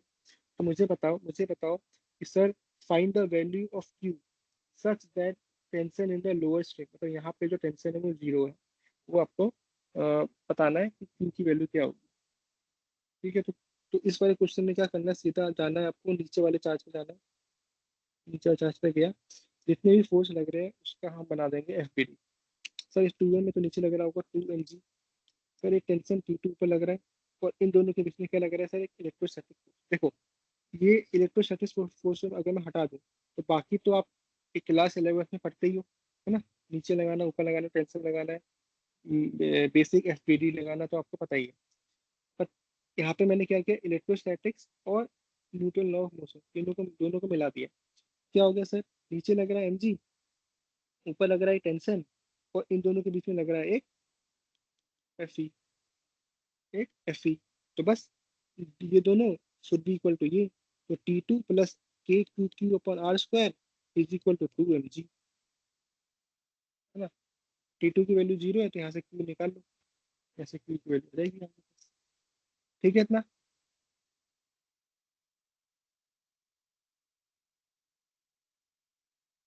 बोलो यहाँ तक सही है। हाँ सर। तो वो एक और बार जरा रिपीट कर सकते हो क्या? यहाँ पे है, पास है, ये 2m है, ये m है, ये q है, माइनस q। मैंने पूछा था find the value of q such that ये जो लोअर लोअर जो वायर है यहाँ पे जो टेंशन है वो 0 है। आपको इतना क्वेश्चन में दिया हुआ है, आपसे पूछा है find the value of q। तो आपको यहाँ पे आना है, नीचे में सबसे पहले नीचे देखो आपके पास क्या लग रहा है, नीचे लग रहा है 2 mg, ऊपर लग रहा है सर इस वायर में लग रहा है टेंशन T, और इन दोनों के बीच में एक इलेक्ट्रोस्टैटिक फोर्स लग रहा है Fe, क्योंकि प्लस माइनस रिपल्सन होगा, सॉरी अट्रैक्शन होगा तो लगेगा Fe ऊपर लगेगा ऐसे, तो सीधा आ गया sir T plus Fe equal to 2 mg। लिख दो, T प्लस Fe कितना हो जाएगा sir, K Q Q upon इसके बीच का डिस्टेंस, इसके सपोज इसके बीच का डिस्टेंस आर है, आर दिया हुआ है sorry, R square equal to 2 mg। Question में पूछा है कि टेंशन कितना होना चाहिए, 0, टी को 0 पुट कर दो, K Q square upon R square equal to 2 mg, यहाँ से सॉल्व करके क्यू निकाल लो। ठीक है।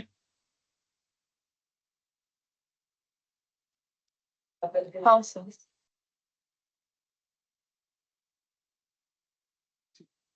चलो अब एक और चीज सर, अगर यहाँ पे 5q दिया हुआ है, -2 दिया हुआ है, तो मुझे मैग्नीट्यूड कैसे लिखना है, यहाँ पे 5q, यहाँ पे -2q लिखना है, मैंने कहा नहीं, नहीं मतलब नहीं सर, हमको सिर्फ मैग्नीट्यूड लेना है, FQ 5q और 2q, जो माइनस वाला पार्ट है वो डायरेक्शन अपने आप वेक्टर कर लेगा।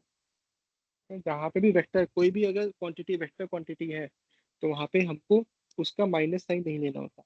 देखो पोटेंशियल हम पढ़ रहे थे, मैंने वहाँ पे बोला जो साइन है वो रख दो, क्यों, क्योंकि वहाँ पे हमको डायरेक्शन से मतलब नहीं है, तो इसलिए जो हमको साइन दिया हुआ है वो हम ले लेंगे। पर फोर्स हमारा क्या वेक्टर क्वांटिटी है ना, माइनस नेगेटिव जो है वो सब डायरेक्शन जो होगा वो अपने आप कैटर कर लेगा। तो हम जब हम मैग्नीट्यूड की बात करेंगे तो हमको क्या लिखना है, सिर्फ सिर्फ पॉजिटिव वाला पार्ट लेना है।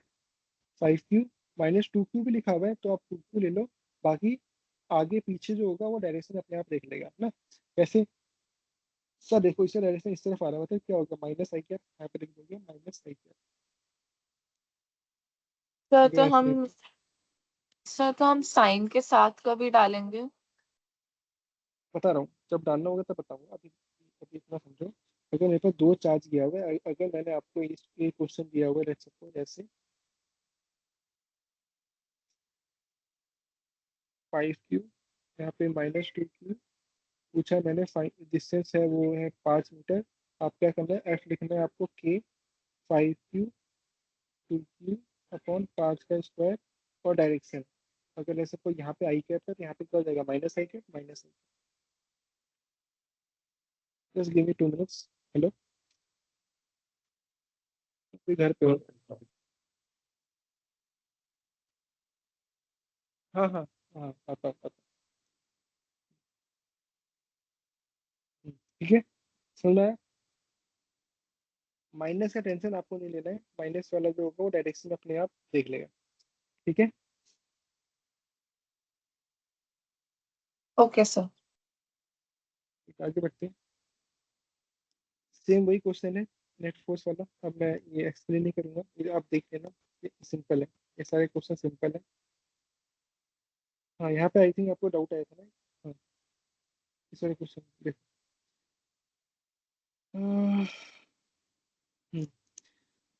क्या था, find the net force on on Q charge in vector form. भाई यहाँ पे मेरे को निकालना नेट फोर्स, इसकी वजह से फोर्स लगेगा इस तरफ, इसकी वजह से फोर्स लगेगा इस तरफ, इसकी वजह से फोर्स लगेगा इस तरफ। तो ये आ गया, इसकी वजह से आ गया 4F, इसकी वजह से आ गया 3F, इसकी वजह से आ गया यहाँ पे Q और 6 की वजह से आ गया यहाँ पे। ठीक है, हाँ ठीक है, हाँ L/√2 है, यहाँ पे L/√2 है, यहाँ पे L है, यहाँ पे L है, यहाँ पे L है, यहाँ पे निकाल लेना इसका। नॉर्मली क्या करते हैं यहाँ पे बच्चे, क्या करते हैं सर, 3F है यहाँ पे, 4F यहाँ पे, रिजल्टेंट मार देंगे यहाँ पे 5F, है ना, और इन दोनों के बीच में रिजल्टेंट आ गया 3F, है ना। L/√2 करोगे तो ऊपर आ जाएगा, नेट आ जाएगा 3F यहाँ पे। तो लोग क्या करते हैं सर, 3F यहाँ पे, 4F यहाँ पे, रिजल्टेंट यहाँ पे 5F आ गया, यहाँ पे 3F था, टोटल आ गया 8F, जो गलत था। जो गलत है, क्यों गलत, इसलिए है कि सर यहाँ पे तो 3F है, यहाँ पे 4F है, इनका जो रिजल्टेंट आएगा वो आएगा वो, और इनके बीच का जो रिजल्टेंट था Q और 6Q का, वो यहाँ पे है 3F, ऐसे ये तो बीचों बीच। बट इन दोनों का जो रिजल्टेंट आता है वो बीचों बीच नहीं आता है, वो थोड़ा सा बाहर की तरफ आता है। That is at that comes at angle of 53। अब देखो टेन थीटा निकालो ना, ये 3F और 4F है, टेन थीटा थीटा निकालोगे तो कितना आ जाएगा, 4F/3F। तो 4/3 कितना होता है, 53 डिग्री। ठीक है, इसलिए यहाँ पे गलती कर देते हैं बहुत बच्चे, सीधा इन दोनों का रिजल्टेंट सीधा मार देते हैं यहाँ पे बीचों बीच। बीचों बीच नहीं आएगा, बीचों बीच में तब आएगा ना जब एंगल 45 होगा, 1045 बन होता है। ठीक है यहाँ तक। तो यहाँ पे हमको इसका वैल्यू कैसे लिखना है, इसको लिखना कैसे होगा सर, यहाँ पे लिखेंगे -3F_i_, -4F_j। ठीक है, 3F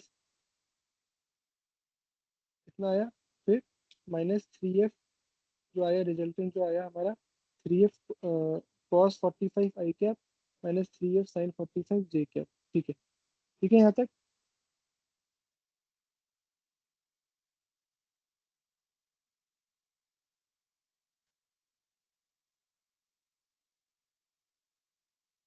तो वो cos कौन सा 53 क्यों नहीं है? क्वेश्चन, सर क्या? कौन सा क्वेश्चन बोल रहे हो, नहीं वाला। हम्म। देखो क्वेश्चन क्या था,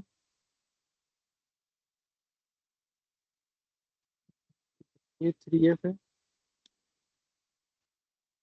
ये 3F यहाँ पे आया, यहाँ पे आया 4F आया, इसी वजह से रिजल्टेंट आ गया 3F, और इनका जो, इसका जो रिजल्टेंट आ गया वो आ गया 5F।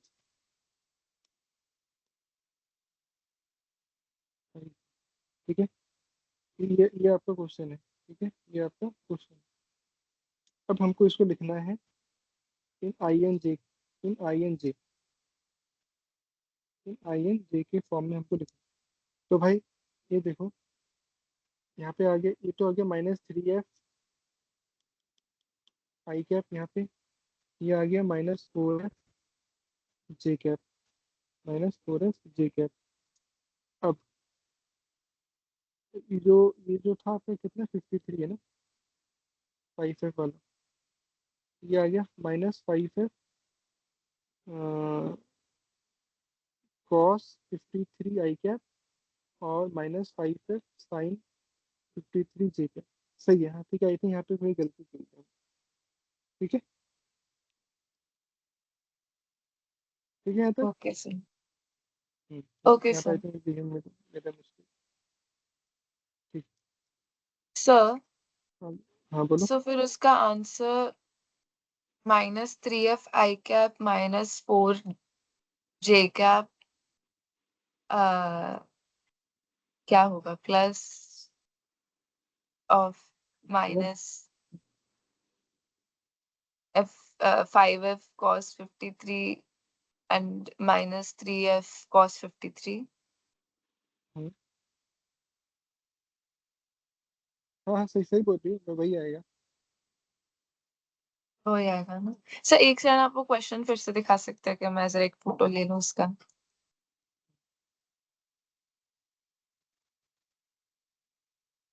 हाँ सर, हो गया। आगे आते हैं यहाँ पे। जैसे अगर ये वाला क्वेश्चन है, अगर 5 की यहाँ पे, 2 यहाँ पे, 2 की यहाँ पे, -2 यहाँ पे, तो आपसे पूछा फाइंड द नेट फोर्स और -2 एट द सेंटर। अगर -2 चार्ज जो है वो सेंटर पे है, एकदम बीचों बीच में है, तो यहाँ पे हमको निकालना है नेट फोर्स। तो सर इसकी तो हम तो यहाँ पे कैसे निकालेंगे? तो सर 5Q और -2, तो इसकी वजह से फोर्स आएगा इस तरफ, इसकी वजह से फोर्स आएगा इस तरफ, इन दोनों की फोर्स आएगा इस तरफ, इन दोनों की फोर्स आएगा इस तरफ, नेट नेट फोर्स निकाल दो। ठीक है, समझ में आया कैसे निकालना है? जितने भी चार्ज है उनके उनका देख लो, प्लस माइनस है तो प्लस माइनस तो कैसे आएगा, माइनस माइनस प्लस है तो ऐसे आएगा, माइनस प्लस है ऐसे आएगा, माइनस प्लस है तो माइनस माइनस है तो ऐसे आएगा, सिंपल। और उसको सॉल्व कर दो। ठीक है इतना? ठीक है। बस ये भी वही क्वेश्चन है बीचों बीच वाला। ठीक है, ये भी वही क्वेश्चन है, 6Q, 2Q -2Q यहाँ पे जो बीच में है, आपसे पूछा फाइनल नेट फोर्स। तो यहाँ से बीच में √2L है, तो L/√2, L/√2 हो गया।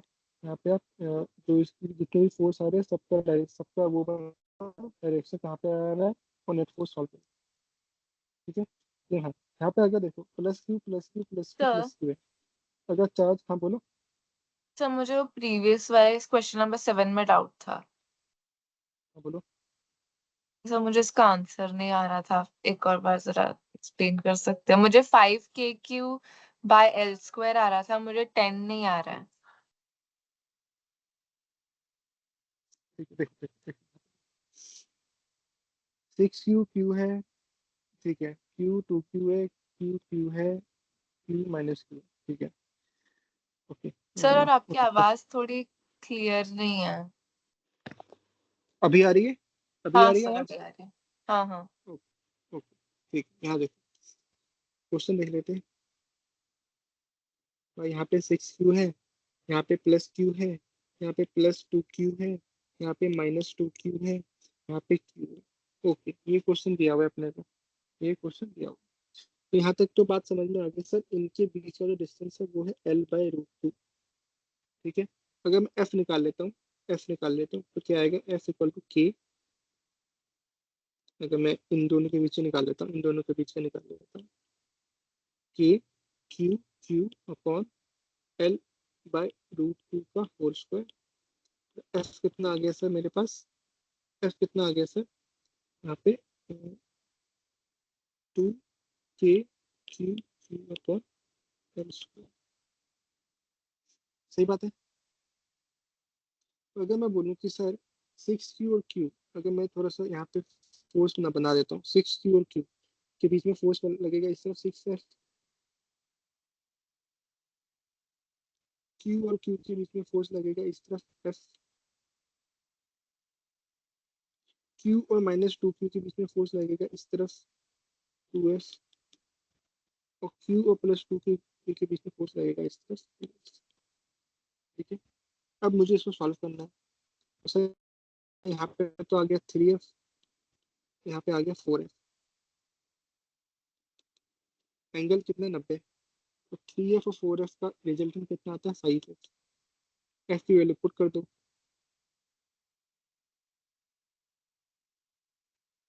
आंसर आ गया 10KQ/L²।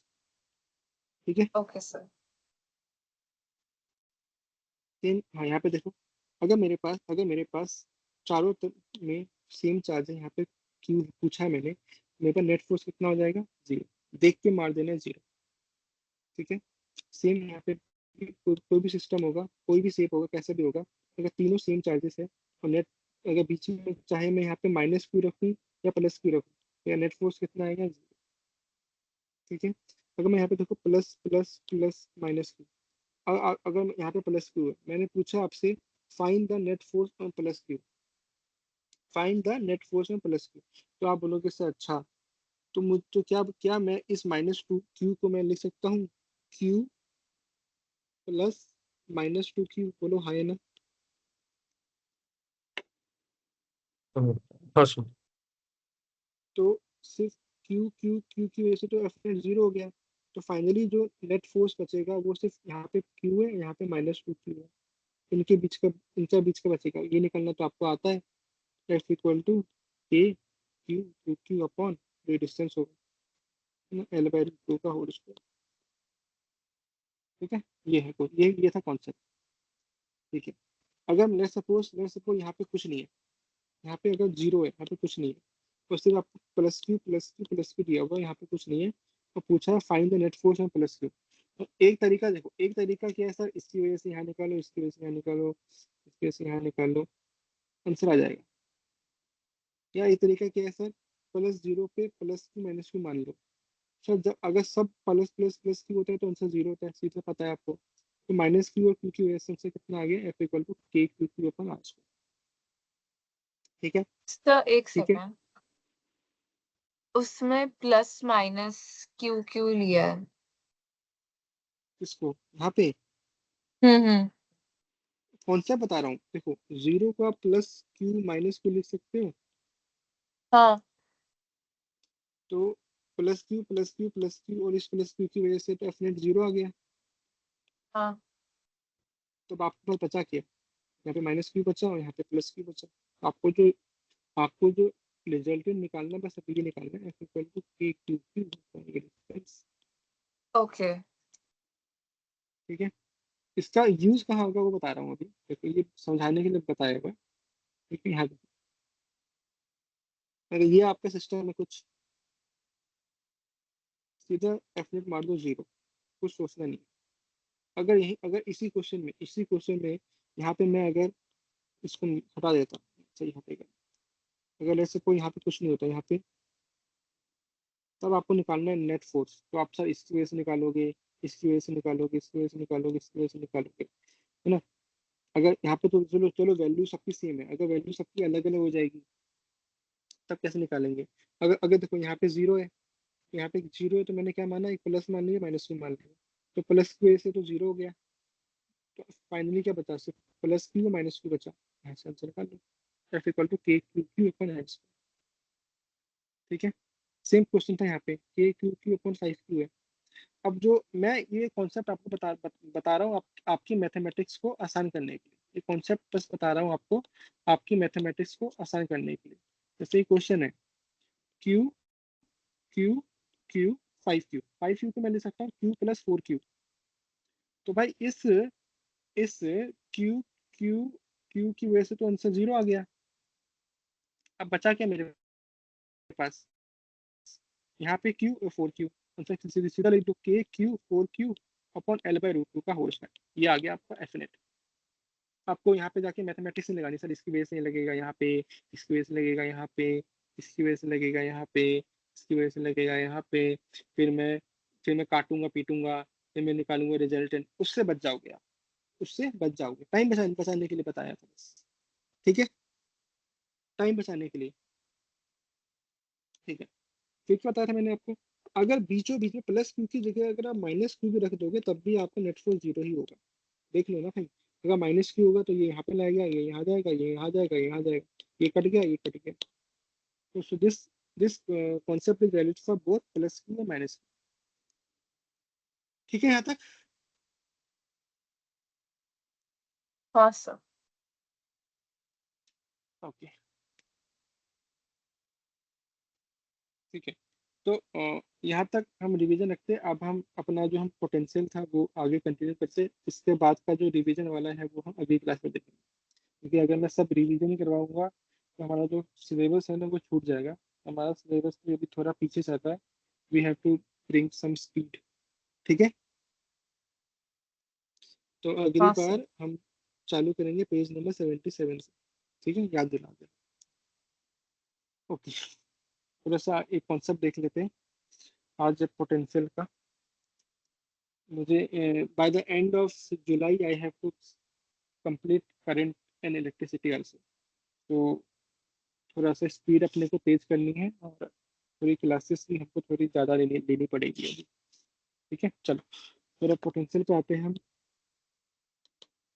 चलो सो लास्ट क्लास में हमने क्या पढ़ा था? लास्ट क्लास में मैं तो भूल गया मैंने क्या पढ़ाया था लास्ट क्लास में। ये था क्या? अच्छा यहाँ पे पढ़ाया था ना। अच्छा ओके, ठीक है, रिंग पढ़ा दिया है, ये सब पढ़ा दिया है ना। ओके ओके ओके ओके, ठीक है। V0 E0 ये वाला कॉन्सेप्ट पढ़ा दिया, ठीक है। आ जाओ आज की क्लास में।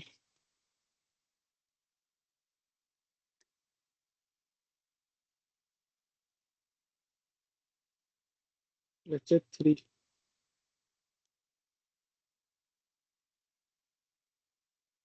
ठीक है, तो मुझे एक चीज बताइए। आई थिंक हमने लास्ट क्लास में ऐसा देखा था कि अगर मेरे पास यहाँ पे Q है, माइनस Q है, यहाँ पे माइनस Q है, यहाँ पे Q है, तो अगर मैंने आपसे बोला था फाइंड द पोटेंशियल, मैंने आपसे पूछा था निकालने के लिए, तो आपने बोला था कि सर पहला पोटेंशियल होगा इसकी वजह से होगा, इसकी वजह से होगा, इसकी वजह से होगा, इसकी वजह से होगा, फिर इन दोनों की वजह से भी होगा, इन दोनों की वजह से भी होगा, है ना? कि हमने देखा था क्लास में। मतलब इन दोनों की वजह से तो L होगा, और यहाँ पे हो जाएगा L√2, ये हो जाएगा L। ना ये हमने देखा था ना लास्ट क्लास में। तो आप बोल दोगे सर -K Q Q/L², ये हो जाएगा 4 times, plus K Q Q/L, ये L² नहीं आएगा, L आएगा, √2L, ये हो जाएगा 2 टाइम्स, है ना? ये देखा था हमने, बोलो, है ना? हेलो, हाँ सर। आवाज आ रही है? आवाज आ रही है ना? तो यहाँ पे देखो हमारे पास सारे 6 टर्म्स आ रहे हैं। 6 टर्म्स आ रहे हैं, मतलब मेरे पास कितने कॉर्नर्स है? 1 2 3 4, तो क्या मैं लिख सकता हूँ 4C2? तो 4C2 को सॉल्व करोगे तो 6 ही आएगा। इससे मुकाबले में अगर मैं आपको दे दूं एक एक क्यूब,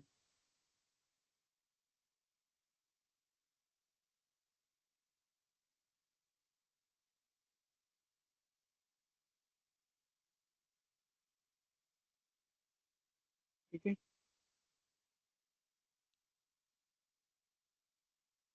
और इस क्यूब के हर पॉइंट, हर कॉर्नर्स पे चार्ज है।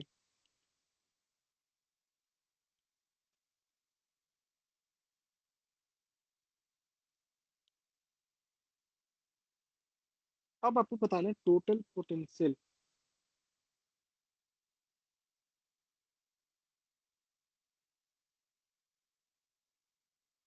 टोटल पोटेंशियल एनर्जी, सॉरी, ये तो यू है ना यार, यू नहीं निकालना है, टोटल पोटेंशियल एनर्जी निकालना है, sorry sorry sorry sorry sorry.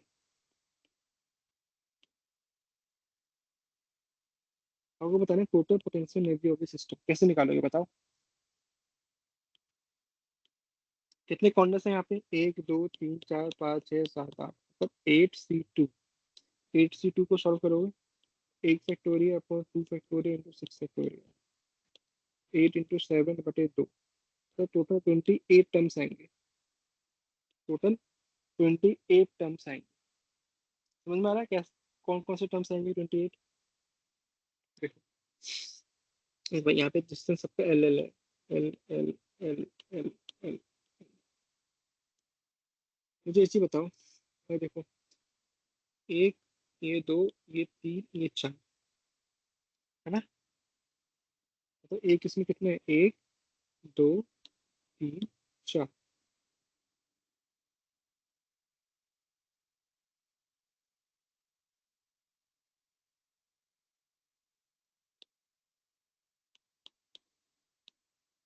7 8 9 10। समझ में आ रहा है आपको? सबसे हमको निकालना पड़ेगा।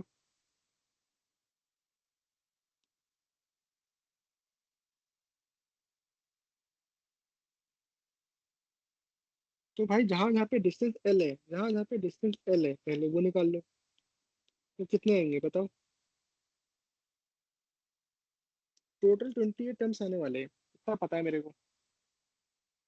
टोटल 28 टर्म्स आने वाले हैं। हाँ सर। तो भाई जहाँ पे जहाँ पे मेरे पास एल है, जहाँ पे डिस्टेंस एल है, तो वो मेरे पास आपको 12 दिख रहे हैं, देखो 1 2 3 4 5 6 7 8 9 10 सॉरी 11 और ये लास्ट 12। देखिए आपको 6 2 12। तो क्या मैं लिख सकता हूँ पहले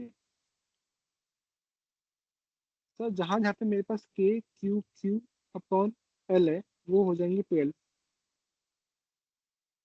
ठीक है, अब आ जाते हैं। अब भाई ये वाला भी तो होगा L√2। ये अब ये ऐसे भी तो लेगा ये वाला। एक, ठीक है, ये एक, ये दो, तो ये तीन, ये चार, ये पाँच, ये छः। मतलब एक में दो है, हमारे पास कितने फेस है? छः। तो दो छः 12, सीधा लिख दो। Plus K Q Q L√2 वाले में आ जाएंगे 12।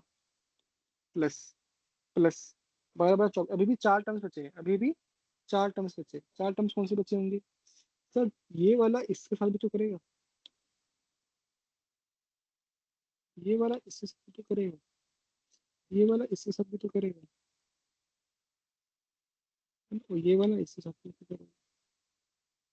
L√3 यहाँ पे डिस्टेंस आएगा, plus K Q Q upon L√3 into 4। समझ में आया?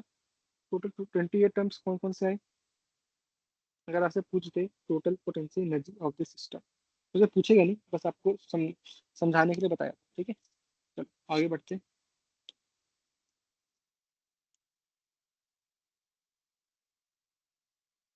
ठीक है, अगर ये मेरे पास एक सेमी, क्या है ये? सेमी, इसका चार्ज क्यू है, रेडियस आर है। अगर मैंने आपसे पूछा फाइंड द पोटेंशियल एट ओ, आप क्या लिखोगे? फाइंड द पोटेंशियल एट ओ, आप क्या लिखोगे?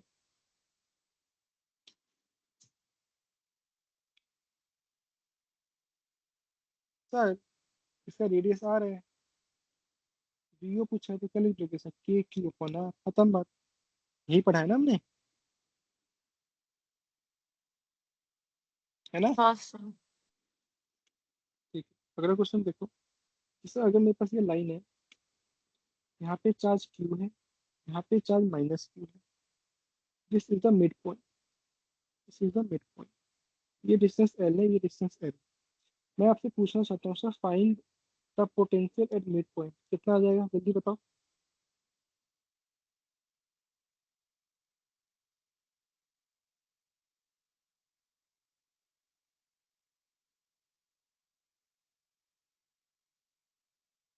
सर 2 के क्यू बाय, सॉरी 2 के, सर एक सेकंड।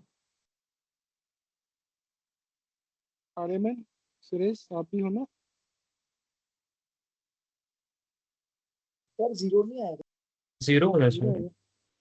हाँ, तो हाँ बोलो यार, सर बोलो 0। बोलो। अरे सब बोलो बोलो, try to be active in the class ना। ठीक है, देखो जीरो आ जाएगा ना भाई, के क्यू अपन एल प्लस माइनस के क्यू अपन एल, जीरो आ गया।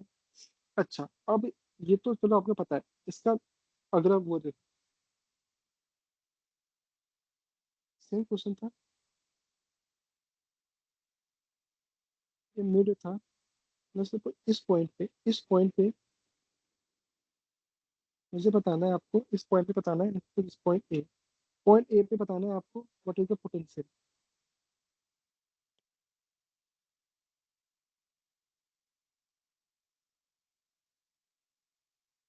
जैसे पोजिशन, ये एल है, ये एल है, ये डिस्टेंस वाई है, तो ये कितना हो जाएगा? जैसे सपोज ये ले लो, √(L²+y² हो जाएगा। ये भी कितना हो जाएगा? R=√(L²+y² हो जाएगा। What is the V net at O, V net at A कितना आएगा जल्दी बताओ।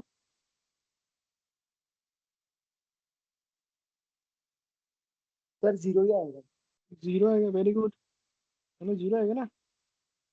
अब मुझे एक चीज बताओ मेरे भाई, चाहे मैं चाहे मैं इस पॉइंट पे पूछूं, इस पॉइंट पे पूछूं, इस पॉइंट पे पूछूं, इस पॉइंट पे पूछूं, इस पॉइंट पे पूछूं, आपका वी नेट कितना आएगा? तो ये सब कुछ समझ में आ रहा है? हाँ sir.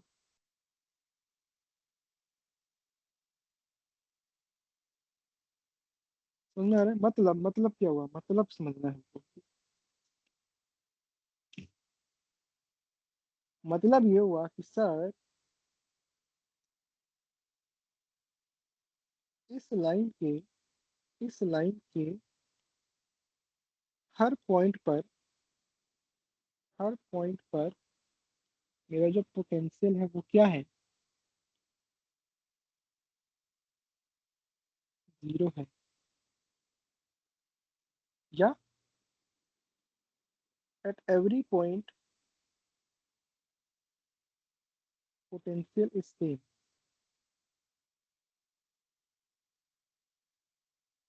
At every point potential is same.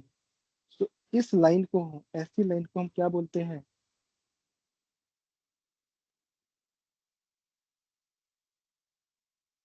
Equi potential line,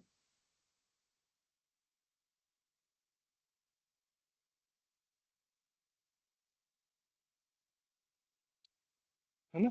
अरे वी जीरो आया मतलब भाई अगर इस बी ए अगर आप वो हटा दो तो यहाँ पे कोई वैल्यू सेम आ रही है ना, सब जीरो जीरो जीरो आ रही है ना। इस लाइन के हर पॉइंट पे पोटेंशियल जीरो है या एवरी पॉइंट पे पोटेंशियल सेम, ऐसी लाइन को हम क्या बोलते हैं? Equi potential line. ठीक है, हेडिंग डाल लो, इक्वी पोटेंशियल लाइन। या हम पढ़ते इक्वी पोटेंशियल सर्फेस कुछ भी। अब एक चीज बताओ मेरे को, मैंने आपको स्टार्टिंग से बता रहा हूँ कि सर ये पॉइंट चार्ज क्यू है, इसकी वजह से आर डिस्टेंस पे मेरे पास बी कितना आएगा? के क्यू बाय आर। आप बोलोगे हाँ सर। सर अगर यहाँ पे आ रहा है, यहाँ पे भी कितना आएगा सर? बी कितना आएगा? के क्यू बाय आर। और यहाँ पे निकालूंगा तो यहाँ पे भी कितना आएगा सर? के क्यू बाय आर। यहाँ पे भी निकालूंगा तो कितना आएगा? के क्यू बाय आर। तो मतलब क्या हुआ?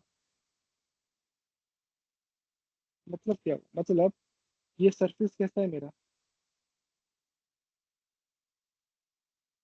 ये पोटेंशियल सरफेस। नया कॉन्सेप्ट है, ध्यान से सुनना। मतलब इस सरफेस के मेरे भाई, इस सरफेस के पे हर पॉइंट पे मेरा जो पोटेंशियल है वो क्या है? मेरा जो पोटेंशियल है वो क्या है? मेरा जो पोटेंशियल इस हर सरफेस पे मेरा जो पोटेंशियल है वो क्या है? के Q by are.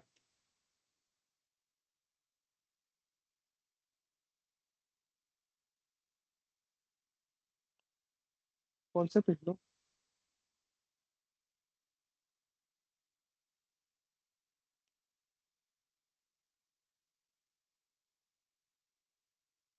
Equi potential line का मतलब है, एकदम सिंपल सी लैंग्वेज में लिखेंगे हम, उस लाइन पर, उस लाइन के हर बिंदु या हर पॉइंट पर हर बिंदु का पोटेंशियल इक्वल है।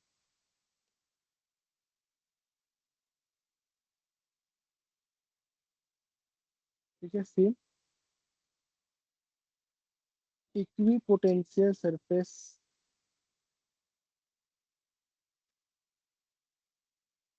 का मतलब है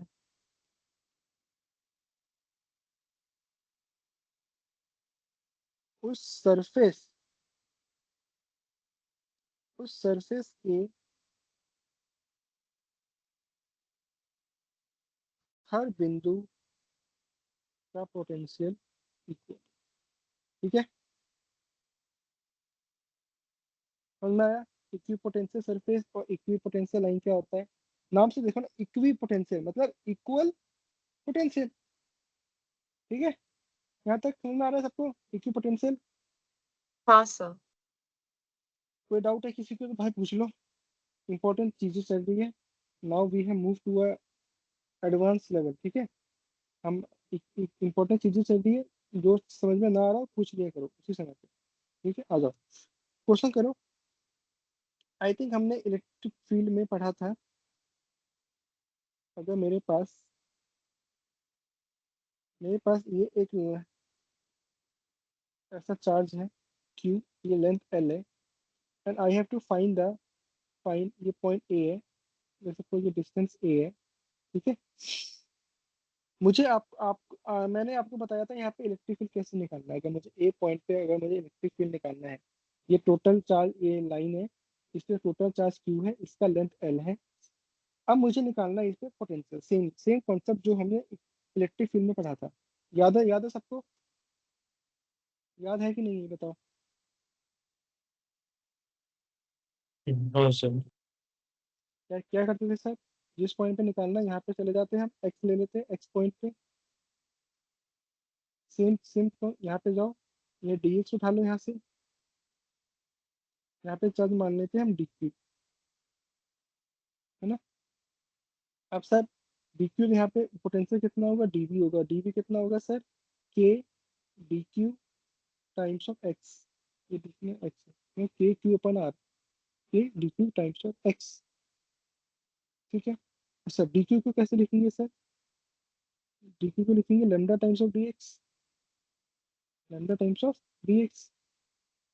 और लेमडा क्या है sir? Q, Q upon L. या तो ऐसे लिख लो या ऐसे लिख लो। सर टोटल लेंथ एल है तो चार्ज मेरे पास क्यू है, टोटल लेंथ 1 है तो चार्ज मेरे पास कितना आ जाएगा, क्यू अपन एल। अब टोटल लेंथ मेरे पास डी एक्स है, टोटल चार्ज कितना आ जाएगा, क्यू अपन एल इंटू, कैसे भी लिख लो, है ना। तो इसमें कितना आ जाएगा, डी क्यू, कितने में कितना चार्ज आ गया, डी डी क्यू अपन एल इंटू डी एक्स, कैसे भी लिख लो, ठीक है। आ जाओ। अब आता है इंटीग्रेशन। इंटीग्रेशन में लिमिट कैसे लगाएंगे? सर ये तो हो गया छोटा पार्ट, ऐसे करके सर ये भी स्मॉल पार्ट होगा, ऐसे करके यहाँ पे भी स्मॉल पार्ट होगा, ऐसे करके यहाँ पे भी स्मॉल पार्ट होगा। सर ये है लेंथ ए, ये है यहाँ पे लेंथ एल है, यहाँ पे हो गया ए प्लस एल। तो लिमिट पुट कर दो, वी निकालने के लिए इंटीग्रेट कर दो ए से लेके ए प्लस एल तक। इंटीग्रेशन ऑफ के डी क्यू की वैल्यू क्या आ गई sir, Q upon L, Q upon L x into D x. इसको सॉल्व कर दो। अब वी आ गया आपके पास के क्यू अपॉन एल तो बाहर आ गया, डी एक्स बाई एक्स कितना होता है, L N X. Limit put करना है आपको ए से लेके ए प्लस एल। आपके पास टोटल पोटेंशियल कितना आ गया, K Q upon L, K Q upon L L N A plus L upon A. बोलो सही है?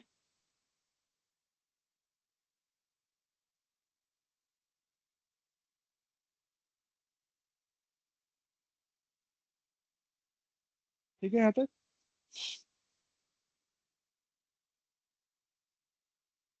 हाँ सर।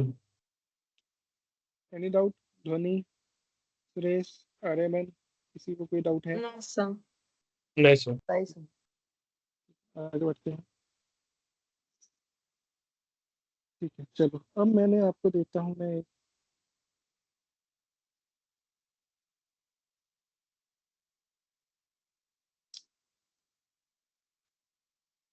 क्या बन गया, बढ़िया से बन गया।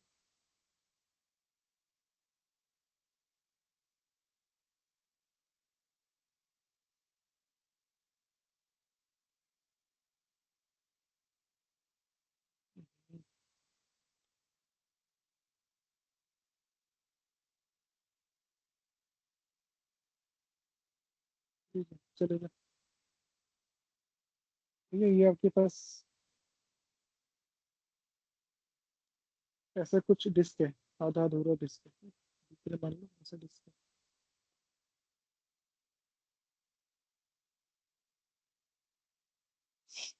इसका जो हमको जो क्वेश्चन में दिया हुआ है, सिग्मा दिया हुआ है,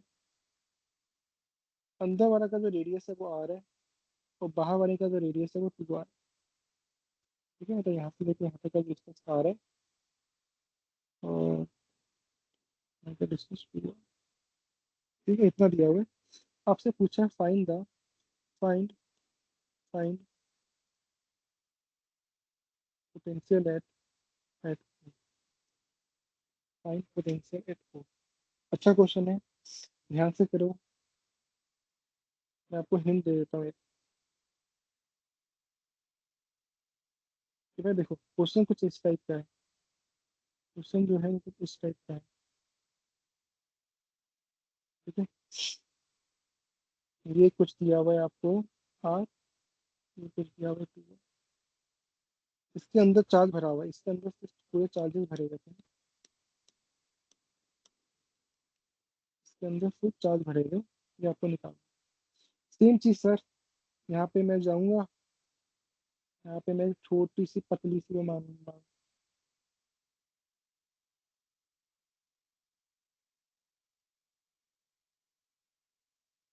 at a distance small r।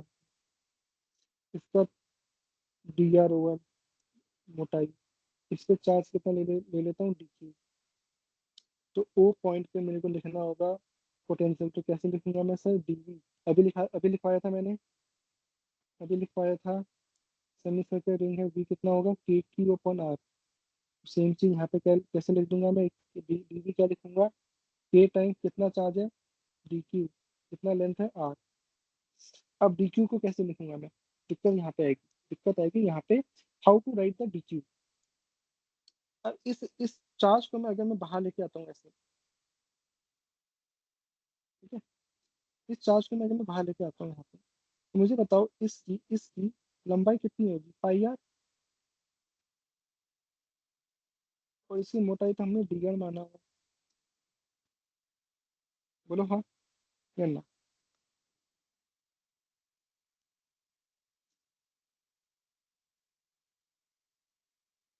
बोलो बोलो।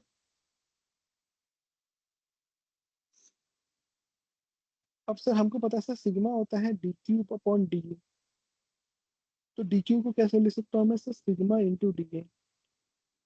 सिग्मा डी कैसे लिखूंगा sir, pi R into D R. dq की वैल्यू यहाँ पे आके पुट कर देता हूँ, K sigma pi R D R upon R. मुझे v निकालना है, तो इंटीग्रेट कर दूंगा कहाँ से कहाँ तक सर, इस r से लेके यहाँ तक निकलना था, r से लेके 2r। आंसर आ गया आपका, आंसर आ गया आपका। इसको सॉल्व कर लो। सर 2r कैसे है? ये दिया हुआ है ना मैंने, इसकी इसका लेंथ, ये रेडियस r है, इसका रेडियस 2r है। आपको ओके तो ओके। इसकी बीच से निकलना है ना। इसको सॉल्व कर लो। वो मैथमेटिक्स से मुझे मतलब नहीं है, मुझे आपको कॉन्सेप्ट कॉन्सेप्ट पता लगा, ठीक है। लास्ट लास्ट कॉन्सेप्ट देख लेते हैं आज का। दैट इज हमने ये हो गया डिस्क। हाँ, आ जाओ डिस्क पे आ जाओ, disk disk disk disk disk. चलो, डिस्क क्या होता है सर, अंदर भरा हुआ है पूरा, फुल सॉलिड है, सॉलिड है सॉलिड है। इसके इस पॉइंट पे निकालना है मेरे को पोटेंशियल, इसके इस पॉइंट पे निकालना है मेरे को पोटेंशियल, ठीक है। तो भाई मैं क्या कैसे करते हैं हम, दिस इज नथिंग बट, उसके अंदर क्या है, बहुत सारे रिंग है। This is nothing but, nothing but उसके अंदर क्या है सर, बहुत सारे, एक रिंग, दो रिंग, तीन रिंग, चार रिंग, पांच रिंग, छह रिंग, बहुत सारे अरे रिंग मिलके क्या बन जाएगा, फिक्स बन जाएगा। सेम चीज यहाँ पे भी करेंगे हम, सेम कॉन्सेप्ट हम यहाँ पे भी लगाएंगे। क्या लगाएंगे सर, ये ए पॉइंट था, मैं क्या करूँगा, अंदर जाऊंगा,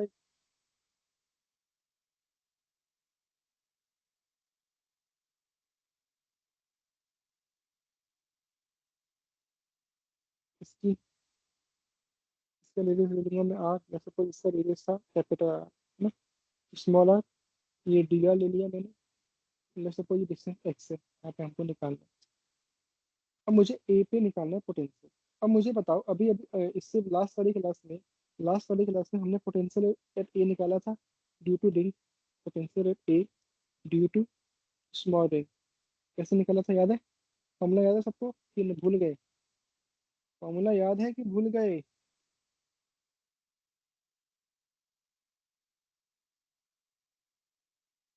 याद हो डी के डी क्यू अपॉन कितना आ जाएगा root of R square plus X plus square. X. ठीक है। अब मुझे क्या करना है इसमें, अब इसमें मेरे को क्या करना है, ये है। अब ऐसे मेरे पास इन्फिनाइट रिंग होंगे, ऐसे मेरे पास इन्फिनाइट रिंग होंगे, मुझे इसको इंटीग्रेट कर देना है कहाँ से लेके कहाँ तक। तो ये रेडियस 0 है, और कहाँ से लेके कहाँ तक, ये रेडियस आर है, तो 0 से लेके आर तक मुझे इसको क्या क्या करना है, इंटीग्रेट। ये D Q upon root of. अब बात आएगी सर डी क्यू को कैसे लिखेंगे, क्या लिखेंगे, डी को वही लिखेंगे जैसे अभी लिखा था हमने, 0 से आर के सिग्मा। अब यहाँ पे देखो, यहाँ पे हमने लिखा था पाई आर डी आर, यहाँ पे आएगा था पाई आर। अब ये क्या टोटल पूरा है, ये पूरा है, यहाँ पे मैं क्या मैं सीधा लिख सकता हूँ 2 पाई आर डी आर। बोलो रूट ऑफ, बोलो हाँ या ना।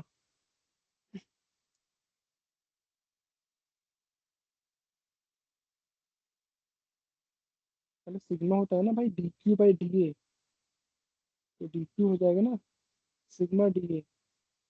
अब इस पट्टी को, इस पूरी पट्टी को मैं अगर मैं बाहर लेके आऊंगा तो इसका टोटल लेंथ कितना है 2 पाई आर, इसकी चौड़ाई कितनी है D R, 2 pi R D are आ गया इसका एरिया। ठीक है यहाँ तक। अब समझ में आया यहाँ तक कि नहीं आया, बताओ ना, आया आया ना तो बोलो।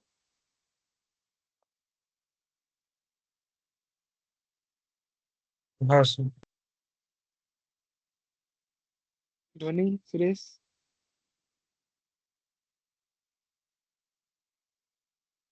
हाँ सर। यहाँ तक हाँ आया। सर। अब देखो, अब इसको सॉल्व करने का काम नहीं है, इसको सॉल्व करोगे ना तो ये एक पेज का इंटीग्रेशन है। ठीक है, वो मैथमेटिक्स से आती है। R D R upon root of R square plus X square, ये आपको इंटीग्रेशन करना मे बी आपने सीख लिया होगा ना। R square plus X square को टी मान लेंगे, 2 आर डी आर ऐसे करके आ जाएगा, टी अपॉन रूट टी, फिर टी की पावर -1/2, -1/2 +1/2 1/2 ऐसे आ जाएगा। सॉल्व सॉल्व करोगे वो करोगे, है ना। पूरा मैथमेटिक्स है, वो इंपॉर्टेंट नहीं है। मैं सीधा एंड रिजल्ट लिख रहा हूँ जो आपको याद रखना। अब एक चीज बताओ, जब हमने डिस्क पढ़ा था इलेक्ट्रिक फील्ड में ए, यहाँ पे पॉइंट, तो मैंने आपको बताया था कि इलेक्ट्रिक फील्ड ए कितना आता है, जल्दी बताओ, याद है आर्यमन सुरेश, कितना आया था। ये डिस्क है, डिस्क की वजह से इलेक्ट्रिक फील्ड ए कितना आया था।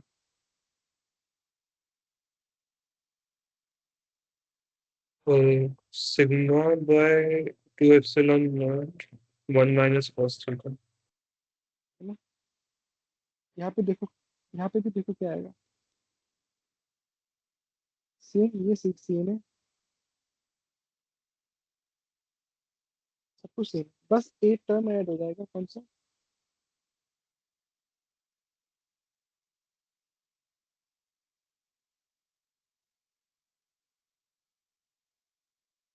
यार है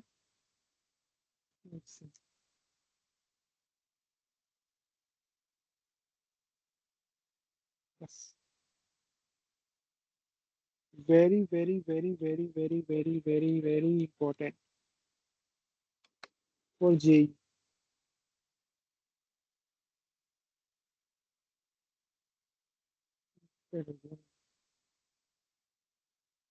वेरी इंपॉर्टेंट है, ठीक है। मुझे, अगर आपको ये कैसे आ रहा है वो याद नहीं है, मुझे कोई मतलब नहीं। आपको आंसर याद, ये याद होना चाहिए, एंड रिजल्ट। ठीक है, मैं फिर से मैं नए नए पेज पे लिख दे रहा हूँ। डिस्क की बात आएगी, तो ये डिस्क है, इसका रेडियस है आर, इस पॉइंट ए पे डिस्टेंस एक्स है, लेट्स सपोज। आपके दिमाग में ये बन जाना चाहिए ऐसे।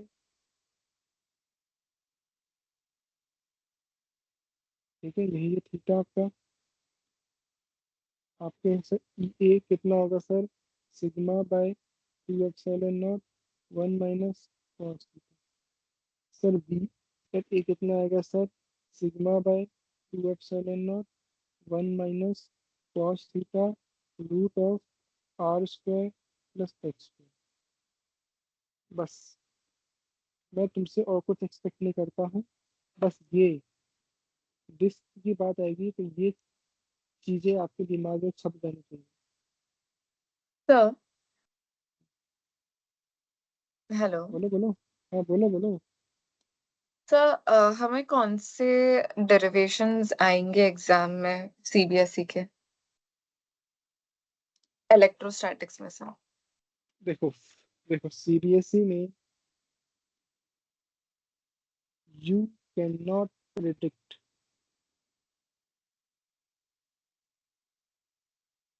मैंने क्या लिख दिया? You can not predict.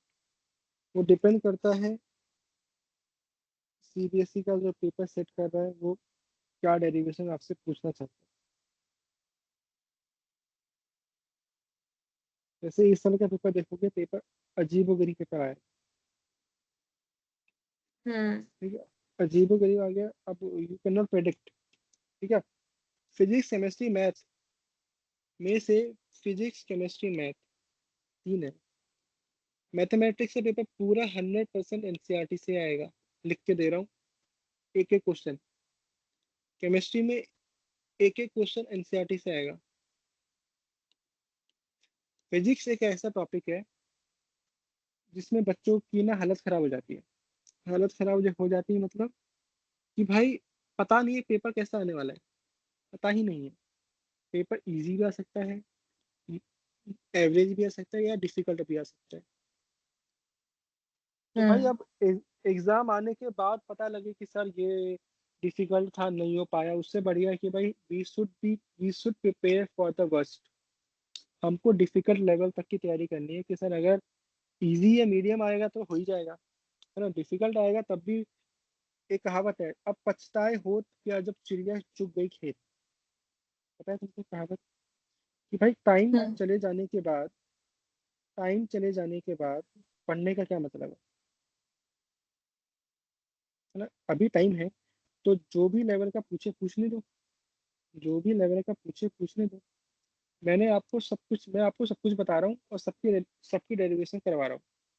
और जो इम्पोर्टेंट नहीं है, जिसका आपको मैं बोल रहा हूँ कि एंड रिजल्ट याद रखना है, बस वही याद रखो। जैसे ये डिस्क वाला, ये सीबीएसई में नहीं पूछेगा, ये सीबीएसई में नहीं पूछता है। इतनी औकात नहीं है सीबीएसई की कि वो डिस्क पे चले जाए। आप अपने स्कूल में जाना, आधे बच्चों को डिस्क क्या होता है वो भी नहीं पता होगा, क्योंकि स्कूल में पढ़ाते नहीं है डिस्क के बारे में। सीबीएसई में आता नहीं है। सीबीएसई में मोस्ट प्रोबेबली ये जो हमने जो रिंग वाला किया था ना, ये रिंग वाला जो पढ़ा था वो वहां तक पूछ लेगा, बट डिस्क नहीं पूछता है, ठीक है। बाकी डेरिवेशंस के लिए सीबीएसई के लिए अगर आपको फिजिक्स के लिए मैंने आई थिंक पहले भी बताया हुआ है, आप एक ही बुक फॉलो करो।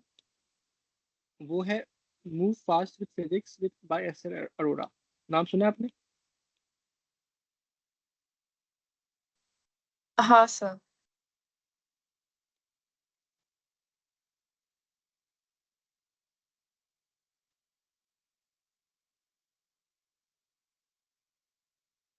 इसकी इसकी दो दो बुक आती है। एक आती है जिसमें पार्ट 1 पार्ट 2 होता है, वो वाली बुक नहीं लेनी है। एक बुक आती है, बस एक ही बुक आती है, मोटी सी आती है, जिसमें पूरा जो कॉन्सेप्ट है ना क्वेश्चन आंसर के फॉर्म में दिया होता है। वो वाली बुक उठानी है, move fast with physics by S L Arora. ये सीबीएसई के लिए इज वेरी गुड। मैं मैं तुमको बता रहा हूँ, फिजिक्स जब मैं क्लास 12th में था 2013 में, मैंने यही वाली बुक पढ़ी थी। मेरे 91 मार्क्स आए थे फिजिक्स में, ठीक है। वेरी फ्रैंकली बता रहा हूँ, मेरे 91 मार्क्स आए थे फिजिक्स में आउट ऑफ 100। केमिस्ट्री में 94 थे और मैथमेटिक्स में 95 थे, ठीक है। फिजिक्स में 91 थे, एक दो न्यूमेरिकल कहीं पे गलती हो गई थी। बट सीबीएसई के लिए this book is sufficient, more than sufficient. आपको बस ये वाली जो बुक है, क्वेश्चन आंसर वाली जो बुक है, उसका लाइन बाय लाइन पढ़ डालो बस। उसमें पूरा कॉन्सेप्ट आपको क्वेश्चन आंसर के फॉर्म में दिया, ठीक है। बाकी लोग ये प्रदीप पढ़ते हैं, प्रदीप से ये सब पढ़ने की कोई मतलब नहीं। मैं आपको एक स्टोरी बताता हूँ। मैं जब क्लास 12th में था, when I was in class 12, तो एक होता है टर्म 1, सितंबर में होते हैं ना। फिर दिसंबर में होता है pre, like pre board type, और फिर फैब मार्च में तो आपके बोर्ड्स हो जाते हैं ऐसे। ठीक है। तो सितंबर में जब टर्म 1 हुआ तब मतलब हमको जब पेपर दिखाया तो मेरे फिजिक्स में आउट ऑफ 70 ओनली 31 मार्क्स थे इन फिजिक्स। तो इससे पहले ना मैं ये प्रदीप वाली बुक पढ़ता था, मतलब आई हैड दिस बुक। तो मैं अब इस प्रदीप वाली बुक में दिक्कत क्या है ना, इसमें ना बहुत सारा ना एक्स्ट्रा दिया हुआ है, बहुत सारा मतलब एक्स्ट्रा दिया हुआ है, अनसन की चीजें लिखी हुई है जो रिक्वायर्ड भी नहीं है। और मेरे साथ दिक्कत ये है ना, दिक्कत ये है कि अगर let's suppose if I am studying a book, तो मैं सारे पेज पढ़ता हूँ। लाइक लेट्स सपोज मैंने चालू किया पेज 1, मैं पेज 2 भी पढ़ूंगा, पेज 3 भी पढ़ूंगा, पेज 4 भी पढ़ूंगा, पेज 5 भी पढ़ूंगा। मुझसे ना कोई पेज स्किप नहीं होता है। लाइक पेज 7 8 पढ़ के 9 पे चले जाओ। हाँ, तो वो मेरे साथ थोड़ी दिक्कत है। दिक्कत इन द सेंस मैं पढ़ता हूँ तो पूरा मतलब स्टार्टिंग से एंड तक पढ़ता हूँ, बीच में कुछ स्किप नहीं करता। तो उससे हुआ क्या ना कि फालतू फालतू चीजें पढ़ ली मैंने, और जो रिक्वायर्ड है वो पढ़ाई नहीं। तो तो बट इस वाली बुक में क्या अच्छी बात है, जो रिक्वायर्ड है आपको सीबीएसई के लिए उतना ही दिया हुआ है। ठीक है। ये फॉलो करो आंख बंद करके, आपका सीबीएसई का जो भी है वो निकल निकल जाएगा। जो भी थोड़े टेढ़े मेढ़े क्वेश्चन आते हैं ना, ये कैसे हो रहा है, उसका रीजनिंग, उसका ये सब वो सब इससे हो जाएगा, कोई इशू नहीं। ठीक है। सर हम्म। बोलो। सर आप ये बुक की लिंक भेज सकते हो क्या व्हाट्सएप पे? लिंक लिंक मैं ढूंढता हूँ, मैं ढूंढता हूँ। आई थिंक मैं देखता हूँ, मेरे पास ये बुक पता नहीं कहाँ पे होगी, मुझे बुक ढूंढनी पड़ेगी। मैं ऑनलाइन देखता हूँ, मुझे मिलता है ना तो मैं आपको ग्रुप पे भेजता हूँ ये वाली बुक। ठीक है। हाँ सर। तो मेरे पास एसएल अरोरा की वो 2 पार्ट 1 पार्ट 2 वाली बुक है और जीसी अग्रवाल है। देखो मैं आपको बता रहा हूँ, देखो जीसी अग्रवाल आपको सॉल्व करना है, सॉल्व करो। But I will tell you, मैं आपको बुक्स की रिसोर्सेस बता रहा हूँ कि आपको फॉलो करने हैं बस। फिजिक्स मैं सीबीएसई प्लस जेई सबके लिए बता रहा हूँ। ठीक है। सीबीएसई पहले तो ये वाली जो बुक है ये पढ़ो सीबीएसई के लिए, प्लस जेई के पीवाईक्यू सॉल्व करो, बस हो गया। जीसी अगर सॉल्व करने के पास का आपके पास टाइम है तो आप सॉल्व करो, मैं मना नहीं करूँ। बट मैंने ये बुक देखी भी नहीं, मतलब मैंने देखी थी पर मैंने खोल के देखी नहीं। मैंने एससी वर्मा भी उठाई, मैंने कहा यार इतना रिक्वायरमेंट नहीं है, इतना टाइम नहीं है इतना पढ़ने का। ठीक है। मैं लिटरली बता रहा हूँ, मेरे पास फिजिक्स केमिस्ट्री में when I was in class 12 मेरे पास फिजिक्स थी, केमिस्ट्री थी, मैथमेटिक्स थी, बायो भी थी। ठीक है। मेरे पास पीसीएमबी वाला वो था। फिजिक्स में ये उठाओ, पीवाईक्यू लगाओ जेई के, पीवाईक्यू लगाओ जेई के, प्लस पीवाईक्यू लगाओ सीबीएसई के, बस हो गया। तुम आपके पास सीबीएसई के 2000 2008 से लेके 2025 तक के पीवाईक्यू है, 17 years. Just give me 2 minutes. हाँ भाई निकल रहा हूँ आ रहा हूँ। ठीक है ठीक है। हाँ हाँ। आपके पास 17 ईयर के पीवाईक्यू है, तो 17 और हर साल 30 क्वेश्चन आते हैं। 510 आपके पास रेडीमेड क्वेश्चन पड़े हुए हैं, इतना ही सॉल्व कर लो, सफिशिएंट है सीबीएसई के लिए। ठीक है। बात आती है केमिस्ट्री और मैथ्स की। कैम में for both CBSE and JEE सिर्फ एनसीईआरटी और कुछ नहीं, सिर्फ एनसीईआरटी के अलावा और कुछ नहीं पढ़ना है आपको। NCERT plus PYQ of CBSE and JEE बस। बाकी मैथमेटिक्स। सीबीएसई के लिए एनसीईआरटी है, प्लस जेई के लिए आप जो नोट्स जो आप कोचिंग वोचिंग जो सर पढ़ा रहे हैं, अभिषेक से पढ़ा रहे हैं, है ना, क्योंकि कॉम्पिटिटिव एग्जाम में मैथमेटिक्स थोड़ी हाई लेवल की आती है। ये तो आप ऑब्जेक्टिव बुक आती है आरडी शर्मा की, उससे भी देख सकते हैं। ठीक है। और जब भी आप पेपर अटेम्प्ट करो सबसे पहले सॉल्व करो केमिस्ट्री, फिर फिजिक्स, फिर मैथ। जब भी आप पेपर अटेंड करो ना, कोई भी जेई का फुल लेंथ टेस्ट, सबसे पहले केमिस्ट्री करो, फिर फिजिक्स मैथ में आपका आपके पास ऑप्शन है मैथ्स करना है कि फिजिक्स, पर सबसे पहले आपको करना चाहिए केमिस्ट्री, क्योंकि केमिस्ट्री आपका एक ऐसा सब्जेक्ट है जो आपको 100 में से ना 80 नंबर दे देगा। But I can not guarantee in physics and math, I will be very Frank, ठीक है। मैं गारंटी आपके एग्जाम में वो आपके उस पर है, आप कितनी मेहनत कर रहे हो। बट केमिस्ट्री ऐसा है कि आप बस एनसीईआरटी पढ़ोगे, आपका काम हो जाएगा, सीबीएसई में भी और उसमें भी, ठीक है। चलो यहाँ तक चीजें समझ में आ रही है। हाँ सर। हाँ सर। ठीक है, डिस्क हमारा कॉन्सेप्ट खत्म हो गया, डिस्क का भी। We will stop now, I think ज़्यादा टाइम हो गया, बैटरी भी खत्म होने वाली है, तो ठीक है। नेक्स्ट क्लास हमारी होगी आज क्या संडे, मंडे, ट्यूसडे, ठीक है। Next class will be on Tuesday 8:30 to 10:30। तो खाना पीना बैठ के बैठना, अब 2-2 घंटे की क्लासेस होगी, ठीक है। तो अब जब भी मैं रात में क्लास लूँ तो खाना पीना खा लेना। मैं मे बी 10:30-11 जब तक मेरा मन करेगा आई विल टीच, ठीक है, क्योंकि सिलेबस मुझे अभी थोड़ा बढ़ाना है। अभी हम बहुत पीछे हो गए, बहुत ज़्यादा पीछे हो गए। By this time we should have started current electricity, ठीक है। जुलाई का मिड आ गया, in July we have to finish current and this one potential. तो ऐसा भी नहीं कि भगाना है, I will teach you everything, ठीक है। मुझे थोड़ा टाइम चाहिए ना उसके लिए, और ये थोड़ी मैं स्किप स्किप करके आगे बढ़ जाऊँ, तो उससे मतलब नहीं है, ठीक है। Okay okay then guys, thanks for joining the class. I hope you might have understood the things today.